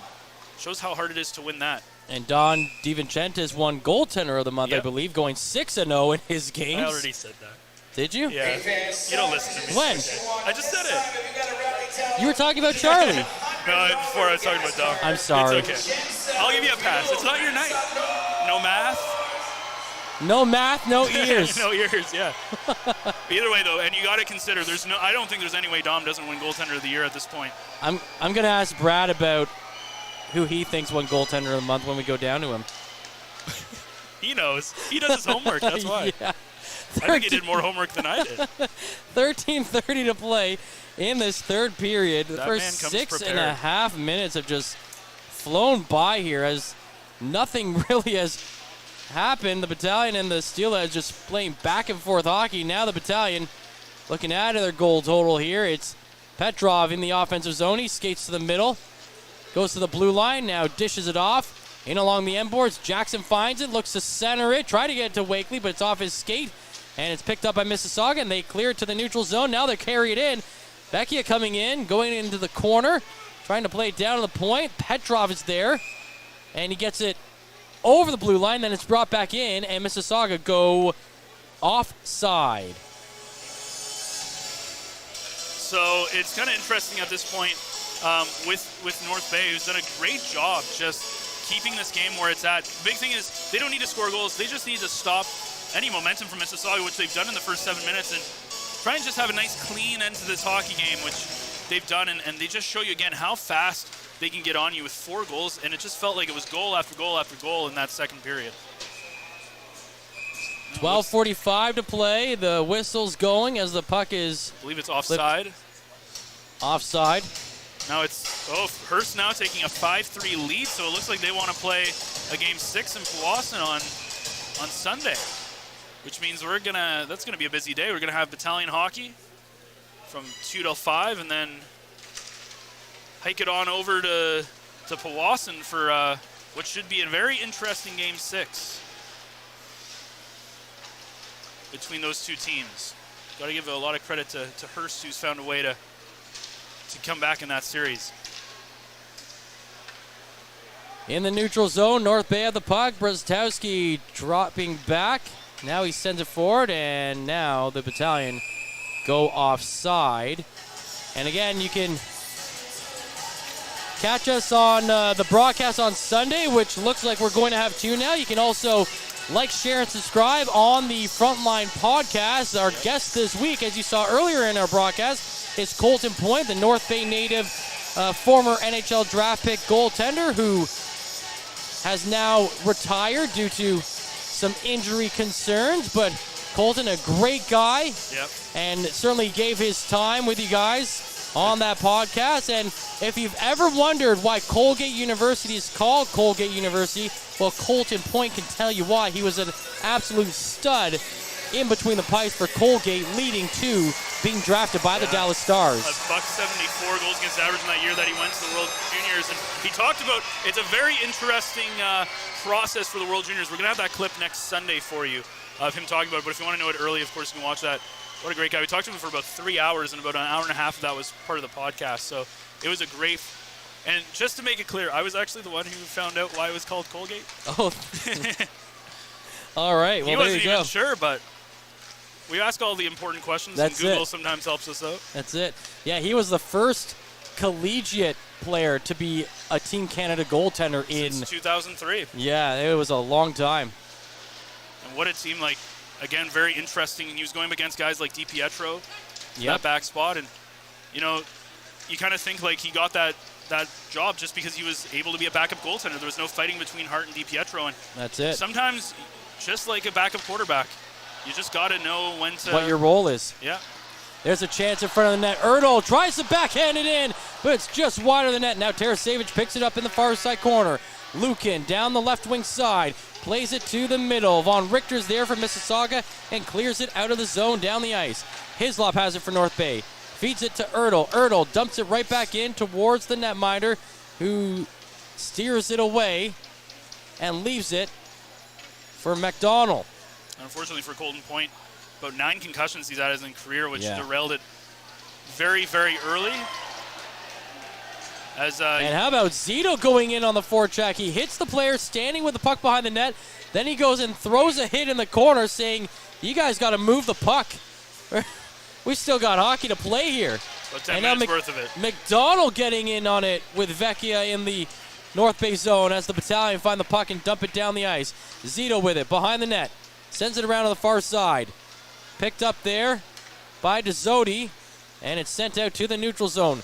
Yeah, and if I'm James Richmond, I don't know what the game plan is going in the third period, but I don't like what I've seen at all. And it could be you think if game 2 goes the same way, it's going to be an interesting series in Mississauga, and I think that's where you can kind of start thinking about maybe bringing out the brooms. Vecchia sends it on net, deflected into the pads of DiVincentis, and he makes the save with DeZodi right on the doorstep. 10:03 to go in the third period. North Bay up 5-0. But then you look at, again, how well North Bay plays at home. I think if they win both these games at home, I think they need to sweep them on the road just to show that a team who's kind of struggled a little bit on the road down the stretch, obviously not in March where they were perfect, but played a majority of their games, all but 3 games at home. They got to show that the last time they've been to Mississauga, the last couple times, has not been a pretty sight. So they need to show that they can win on the road, and especially in the playoffs. Hopefully it'll be a good draw. Mississauga, unfortunately, a team that doesn't get the biggest draws, but I'm sure the fans are going to be excited to at least see 2 games of hockey. And if you're the Battalion, you want to keep it that way. You do not want to be coming back here next Friday. Absolutely. Brad Brooks will join us, and the next whistle, which is just now as the Battalion flip it over the boards and out of play. So with 9:48 to go, we'll take a quick break. It's 5-0 North Bay here in Game 1. This period is brought to you by Canada Alumni First. Get information on special events and news or access the alumni job portal. Visit canberracollege.ca/perks for more information. Tonight's 3 Stars is brought to you by Dave's Automotive Services, 411 Airport Road in North Bay. Expert troubleshooting, quality repairs, and time-efficient labor are the 3 stars of service you can expect from Dave's. It's 5-0 North Bay here in the third period. And for the Battalion, Brad, I mean, Mississauga is really just playing into their game plan. They really haven't shown anything in this third period that would make you think a comeback is imminent. No, nothing that they're doing is scaring North Bay right now. And I've got Don Beepington just standing 6 feet from me. He looks confident. He looks poised. And I think we're seeing a lot of what we thought we'd see in the third period here. No offense, getting chippy. I wouldn't be surprised if we see a fight or two here to close out game 1. Yeah, you certainly think Mississauga would want to bring some physicality towards the end of this period. That's for sure. 9:48 to play in the third. North Bay ahead 5-0. And if you're enjoying the broadcast, you can show your support by heading over to patreon.com/frontlinepodcast and take a look at all the different perks we have set up for our loyal listeners and subscribers. Again, it's patreon.com/frontlinepodcast. And we want to thank everyone for tuning in and listening/watching this game on our YouTube channel. We're up to 202 subscribers now. So if you're watching and you haven't subscribed yet, go ahead and hit that subscribe button. Tell your friends. Tell your family, even tell your enemies about us. We would really appreciate it. 9:10 to go, and there is a hard hit, like or maybe it was a high stick, actually. It was right in the corner, just cut out of my vision there. I believe that's Zidlicki who got it was. And it looks like Petrov's going off. And it is Petrov going off. Yeah. Yeah, it went down to the ice pretty fast. The only question is it going to be 2 or 4? And here's the thing. If you're in North Bay, don't poke the bear. No. Right? Like that's. And again, you don't want any, at this point, Mississauga's look very deflated in this third period. You can just kind of tell by their posture of everybody on the ice there. You just want to keep them kind of deflated going into the end of this game. And as you said, you don't want to give them any fire. And at this point, although nobody's been able to find the back of the net on the power play so far, you don't really want to give them anything, and you don't want to start the physicality game because you never know what happens, right? You don't want this to turn into the London North Bay game from last month where it became basically Monday Night Raw a day early. WrestleMania, right. Hell in a Cell, whatever you want to call it. But it looks like just 2 minutes for Petrov, and this could be a very big power play to get some momentum back. And you see McDonald, Vecchia, and Martone out there offensively. This is the third power play of the game for the Mississauga Steelheads. North Bay hasn't been shorthanded since the 11:51 mark of the first period. And again, the nice thing about Dom right now is at this point, the Battalion are basically just letting him square up to every single shot. Another save there where he just is easily set up in that shot. And if you're the defense for the Battalion, that's all you want to do. You want to kind of let him do his thing as Martone tries to bring it across, and he gets called offside. It's Mississauga getting a little Clock's still running. Clock is still running. Well, it's down don't tell and them. now it's stopped, yeah. If you're the Battalion, you're just saying, let it go. And I don't know if anyone on Mississauga even noticed. Well, the scorers, the guys running the scoreboard today, they've had a rough game 1. They haven't run the scoreboard. They ran it too much. They put the wrong person on the penalty, Christopoulos, that allowed him to get out early. Yeah. It's been a rough day to be an official scorer for the OHL. No doubt. That's okay. They'll seasoned guys down there too. They'll figure out the kinks. We'll have to talk to them Sunday when they're in the media room there. Should have a practice game in between them. Maybe they had a little bit too much food to eat. I don't think they served any alcohol, did they? Because I missed out on it. That would have been a fun broadcast. Yeah. Playback underway. Another minute 5 remaining on the North Bay penalty kill. Maybe next year when we revamp. Who knows? Yeah. And 8:05 to go in the third period. 5-0 North Bay lead. There is no CRTC here. No, exactly. There's a shot on net, and DiVincentis makes the save. That's going to be number 28 on the game for number 31. And the Battalion, like you said, they're just winding the clock down now. with a 5-0 lead. And look, Dom's being Dom, right? 28-28. He's been perfect as I think Matt wants a shirt here from Sarge. Whatever Sarge got, I'll take it. I don't think he's looking at you. He might be a little bit too No, old. he's not. I didn't even look at you Yeah, once. he didn't even look here. He's too old. He only goes, he only helps out the young ones. Yeah, that's fine. Yeah, they deserve it a little bit more. Yeah. We can just go out and buy one. That's it. Playback underway. At the line, Larson with it across to Sharp. Sharp plays it down low into the corner. Now back to the far side. Now back to the near side corner. That's Van Richter. He plays it up to Sharp, who skates to the blue line. Across to the left side, Larson. Larson plays it down low to the goal line. Back up high to Larson. Across to the near side, Sharp. There's a shot coming in. Save made. Loose on the doorstep. DiVincentis makes a big save. Turned it aside. Not sure if it was his pad that he got on it or he batted away with his stick. But either way, he keeps it out of the back of the net, and then it's sent down the ice. And I believe offside was the call there. Went out of play. 7:17 to go in the third period. 5-0 North Bay lead, and 6 seconds remaining in the penalty to Petrov. Dom again when he goes to save a shot from Sharp that gets tipped, and because Dom is set up with his 5-hole close, puck just goes right down into his body again. The small things that really put him apart from a lot of these other goaltenders. I really think his puck tracking is something that's kind of elite, and his ability to, something similar that Carey Price has always been very good at when we talk about elite goaltenders, is the ability to square up to the puck.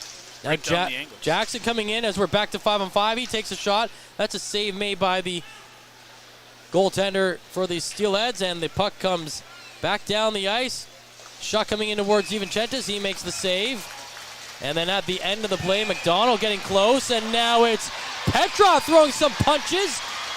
Missed the player there. Helmets come off. Wakely's and now on the also other in side, it. Wakely and Callahan throwing some fists. Callahan threw his glove away. Yeah, he and did. He's trying to get Wakely to fight here. He wants Wakely to fight, and the official has already said, don't you guys dare drop the gloves. And Wakely is just not having any part of it. But even Callahan is trying to horse collar Wakely a little bit, but Wakely good on Wakely not having any. How about Petrov just coming out of the box? Yep. He's going right back in there. Right back in. And Martoni is still giving it. They're jawing back and forth now. Like, again, even though they're division rivals, this is something you expect out of a North Bay Sudbury. I don't feel like we saw this in the sixth Mississauga games. Absolutely not. And now there's 3 Mississauga. They need a bigger bench there, as Callahan, McDonald, Martoni all in the bench. Wakely's being sent too. I'm not sure why. He just kind of stood there and was trying to keep Callahan at arm's length away. Wakely and Petrov are gone. And again, this is just emotions are high for the. Well, this kind of starts with Matvei Petrov, but emotions are kind of high right now for the Mississauga Steelheads. Again, they want to get something going, and they haven't been able to do it on the scoreboard, so they try to do it physically. So one thing that Wakely did is he got a few sly shots in on him while he was kind of being horse collared. He kind of, threw a few and knocked his helmet off even. So if you're throwing enough punches to knock a guy's helmet off, I think that justifies the 2-minute call. Well, we talked about there being... You're penalized because you punched too hard. We talked about London and Hell in a Cell. Well, it looks like it's Money in the Bank now. Nice. Love it. I've watched wrestling since Attitude Era, but either way, that kind of date. Okay, maybe I watched the replays. So I wasn't that old. There's Martoni is in the box. Yes. And he is tapping on the glass with his stick, but the glass facing the Battalion. Yeah, he's trying to get his attention. Him and Martoni were really jawing back and forth, and that might be something we have to look into going into Game 2 and beyond. How does this go out? And now, if you're the officials, you're kind of like, we just wanted a nice, easy game, and now they got to figure out. Yeah, everything was going according to plan in the third. Let's just get out of here in 20 minutes. It's not easy being a referee. Probably one of the most thankless jobs in any that you can ever do is being being an official in any sport, as you get you crapped on. you really don't get any praise when you do good things, and you get crapped on when you don't do good things, and then stuff like this happens, and you have to figure it out. But it looks like 2 minutes on the board there for Petrov. Wakely's getting thrown out of this game, it looks like. Either that or he's not actually getting a penalty, as he's going to the bench. I guess he's not getting a penalty. Or either that or he's leaving this game. It's one of the two. But again, there's still 6:47 on the clock, so even if they get fighting majors, there's no reason for them to leave. Unless they're getting misconduct.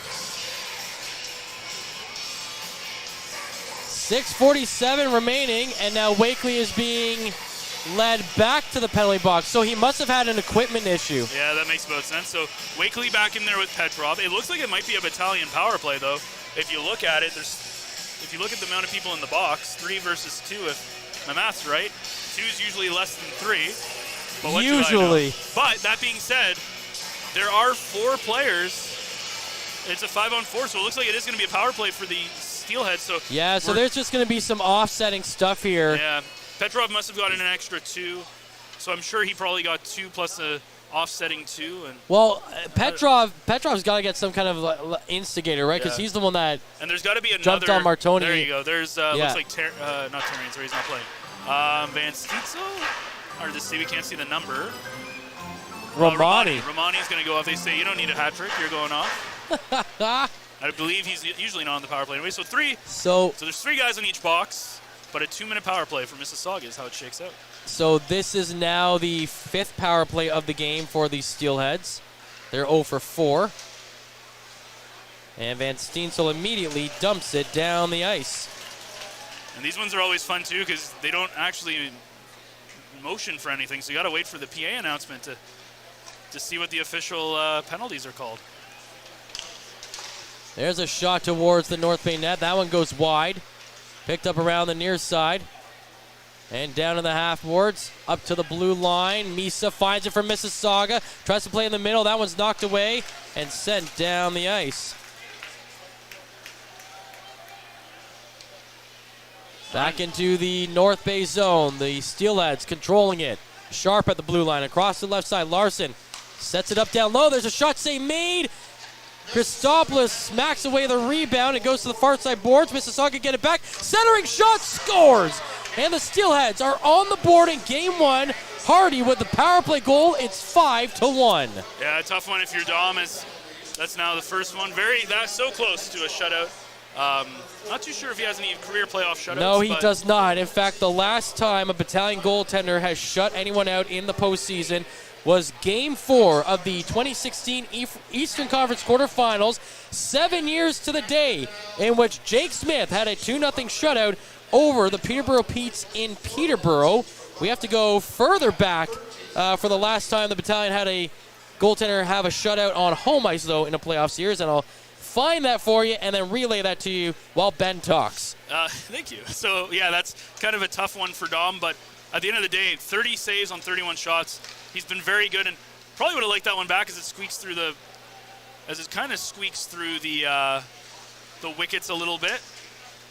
As there's penalty still on the board there for as well. Very interesting with only 2 men in the box. So not too sure why it's still up there, but it is 5-on-5. So the last time the Battalion had a shutout on home ice in a playoff game was Game 1 of the Eastern Conference quarterfinals in 2015, March 27, 2015. That was when they destroyed Kingston 8-0 in Game 1 of that series. So it's been a long time. That was also Jake Smith. Yeah. Playing in Italy, I believe, was the last time I checked. And we talked to Colton Point about that as well. And man, you can make some really good money playing in Europe. You sure can.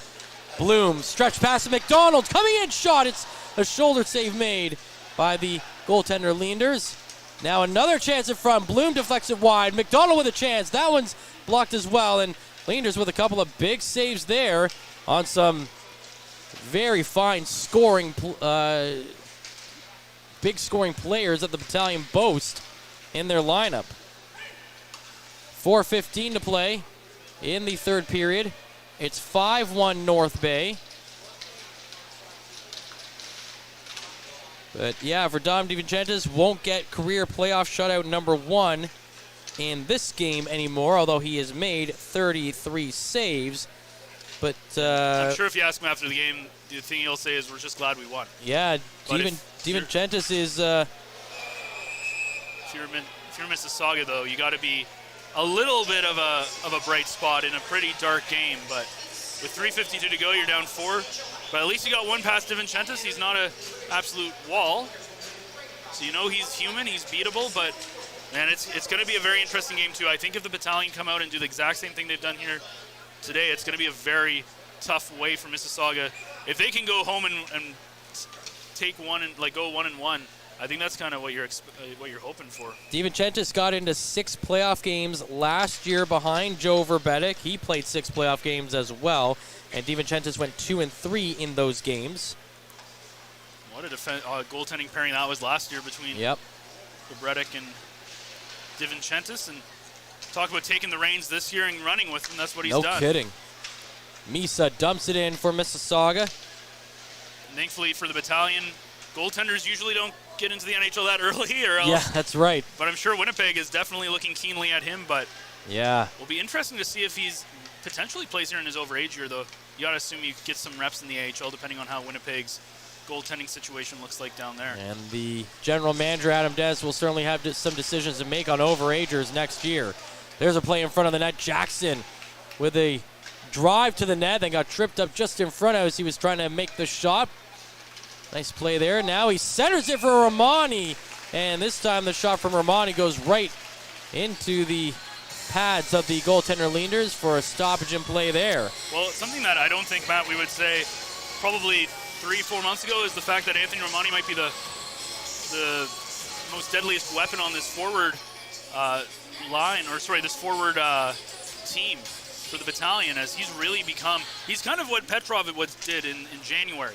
Which again, I don't think this team is where they are without Matvei Petrov and his hot streak, but Romani turning it on himself. Now down the ice, there's a shot on net. That one stopped by DiVincentis as Dezzotti was trying to get a late one there. 2:48 to go in period number 3. It's a 5-1 lead, and remember, stay tuned to our social media channels for a post-game reaction from head coach Ryan Olahan. We will interview him and then upload that as soon as we can.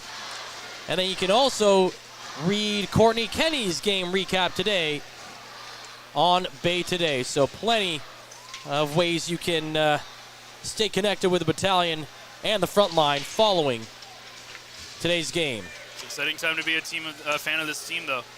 Tarasevic feeds it down low. Arsby to Erdl, the chance, and he gets denied. Erdl didn't get a clean pass, but then he went down to one knee to shield the puck from going by him, and he still got the shot off anyway. But, man, the Mississauga Steelheads, this has been the part of the game, and now the arm goes up as DiVincentis touches the puck, and I believe Arnsby is going to be penalized. But quickly, just to finish that thought, is way too much space for the Battalion down low. Yeah, and Erdl, I don't know what more Erdl has to do to get a goal, but he has been absolutely snake-bitten. And I think you talked about Arnsby. I think Martoni's also going off as he kind of retaliated here as Wakely finally gets out of the box. Martoni sent back in. So it looks like a cross-check from Arnsby and a slash. So the question is it going to be 4-on-4 or 5-on-5? I believe it's going to be...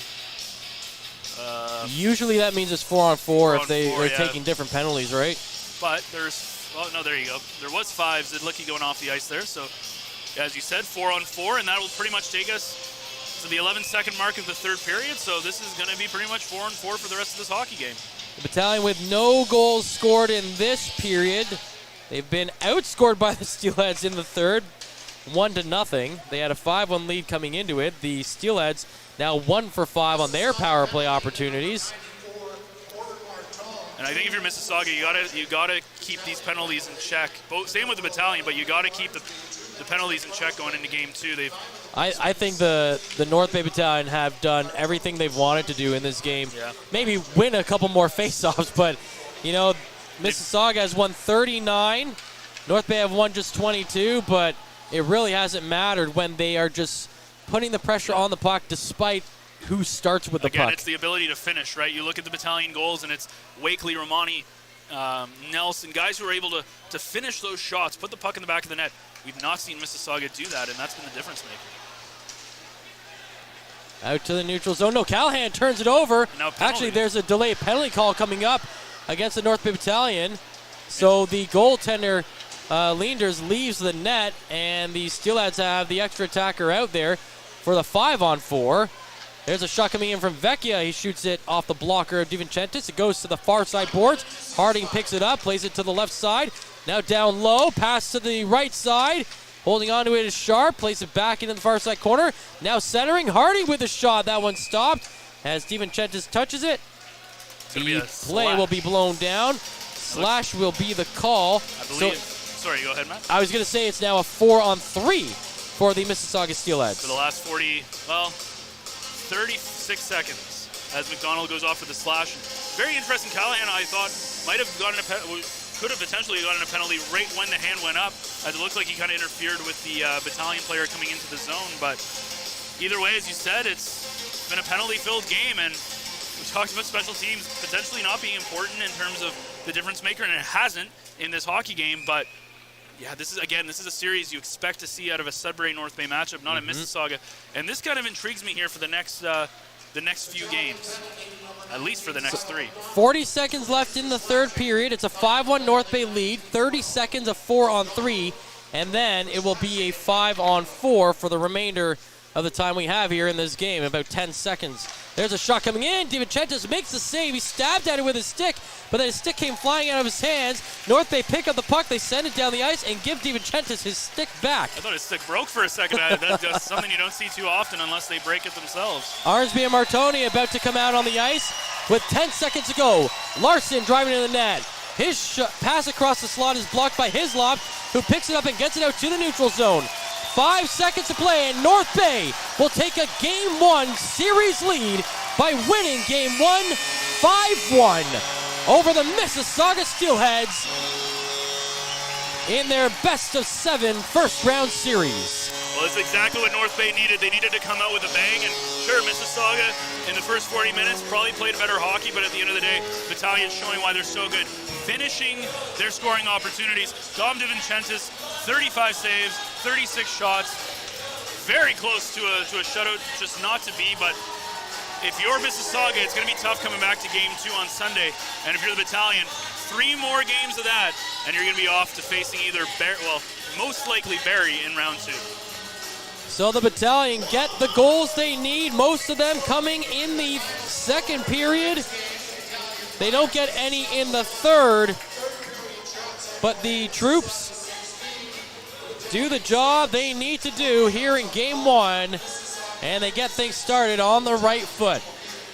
It's been a pleasure to bring you tonight's game. I'm Matthew Sucrum, so happy to have been joined by Ben Sargent. Don't go away. La Herder Imports post-game show coming up just after this, hosted by Brad Brooks and Ben Sargent. Again, it's been a pleasure to bring you tonight's game, and we will have post-game reaction as well from Ryan Olhan. Stay tuned to our social media channels for all of that. I'm going to sign off. More on the way right here on the Frontline broadcast on YouTube, presented by Average Joe's. Average Joe's Eatery and Patio Bar is North Bay's only year-round lakefront restaurant. On the shores of beautiful Trout Lake, we have been serving delicious food and stunning views since 1999. Indulge in one of our delicious menu items, or simply sit with a cocktail in hand and watch the beauty of Trout Lake before your eyes. Check us out online at averagejoes.net or visit us in person at 3501 Trout Lake Road, North Bay.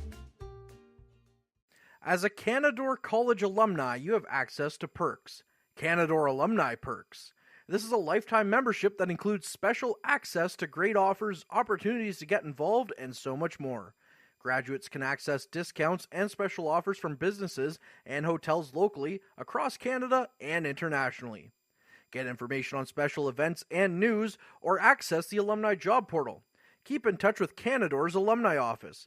Visit canadorecollege.ca/perks. Great things happen here.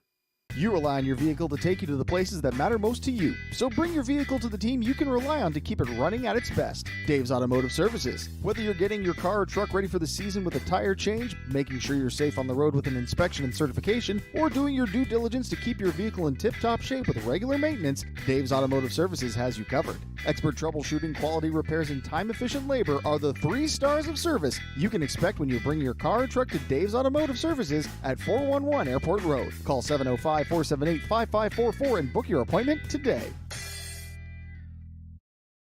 The Frontline Podcast, Season 3.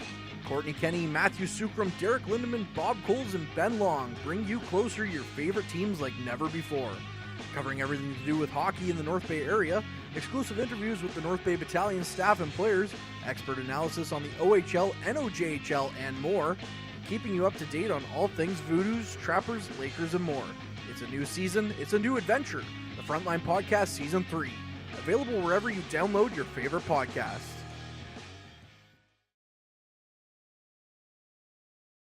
Welcome back inside the booth. We've got a 5-1 final. Your North Bay Battalion victorious here in Game 1 against the Mississauga Steelheads. And what do you think about that James Hardy goal there? I don't know if it's enough. A bit of a soft one. DiVincentis probably wants that back. But is that enough to build some momentum for Mississauga going into Game 2? I don't think so. Again, DiVincentis just stood super strong. 36 saves, 37 shots on net. Would have loved to have that back to get the shutout, but at the end of the day, Battalion win. They win, I think, from a scoring perspective, pretty handily. I don't think Mississauga's got a lot going into Game 2. They just need to learn how to finish more, and I don't know if they have the scoring talent on their team to be able to finish as effectively as the Battalion have. I would agree. Scoring summary, James Hardy with that lone goal for Mississauga at the 14-19 minute mark of the third period. Power play goal from Vecchia and Larson.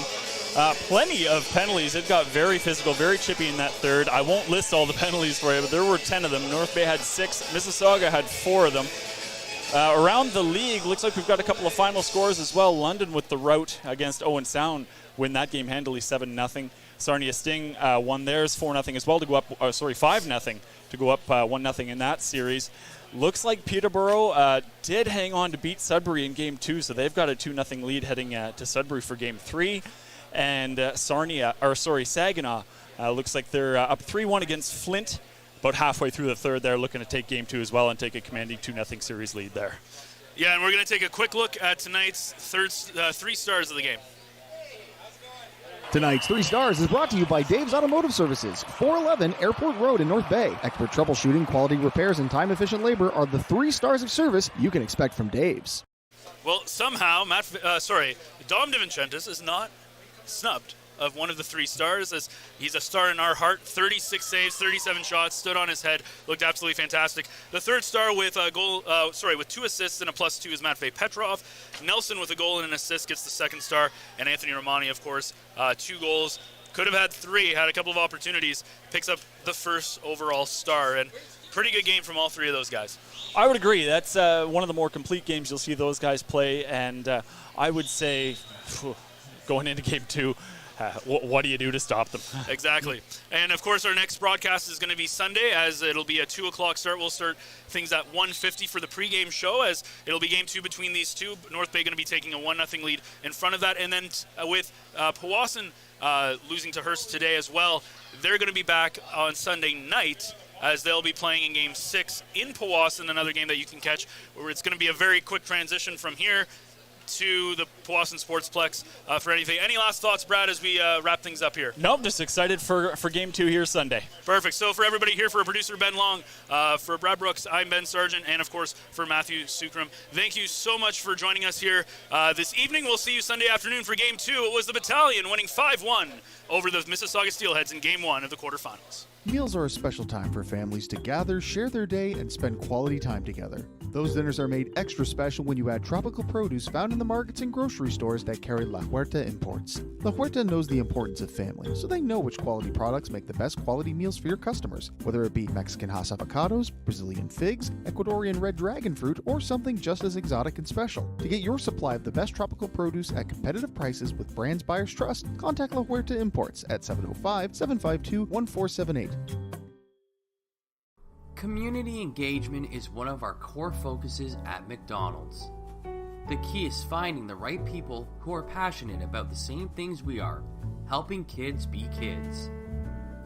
McDonald's proudly supports local organizations such as the North Bay Regional Health Center Foundation, Big Brothers Big Sisters, One Kids Place, the Children's Aid Society, and Ronald McDonald House Charities. Stop by McDonald's on 1500 Fisher Street, North Bay, to see how we can serve you and the community every day. Hey there, I'm Mike the Financial Advisor. When you strip it down to its core and you take away all the industry jargon, I help people solve financial concerns. So if you're concerned that you'll never save enough to retire comfortably, or that your kid is going to graduate post-secondary $40,000 in debt, Or maybe even that life is going to take a really unfortunate sideways turn and somebody is going to have to open a GoFundMe page for you and your family. I can help you prevent all of those things from happening. If you want to see how, you can find me on Facebook, Instagram, and TikTok. Just do a search for Mike the Financial Advisor. You should find me.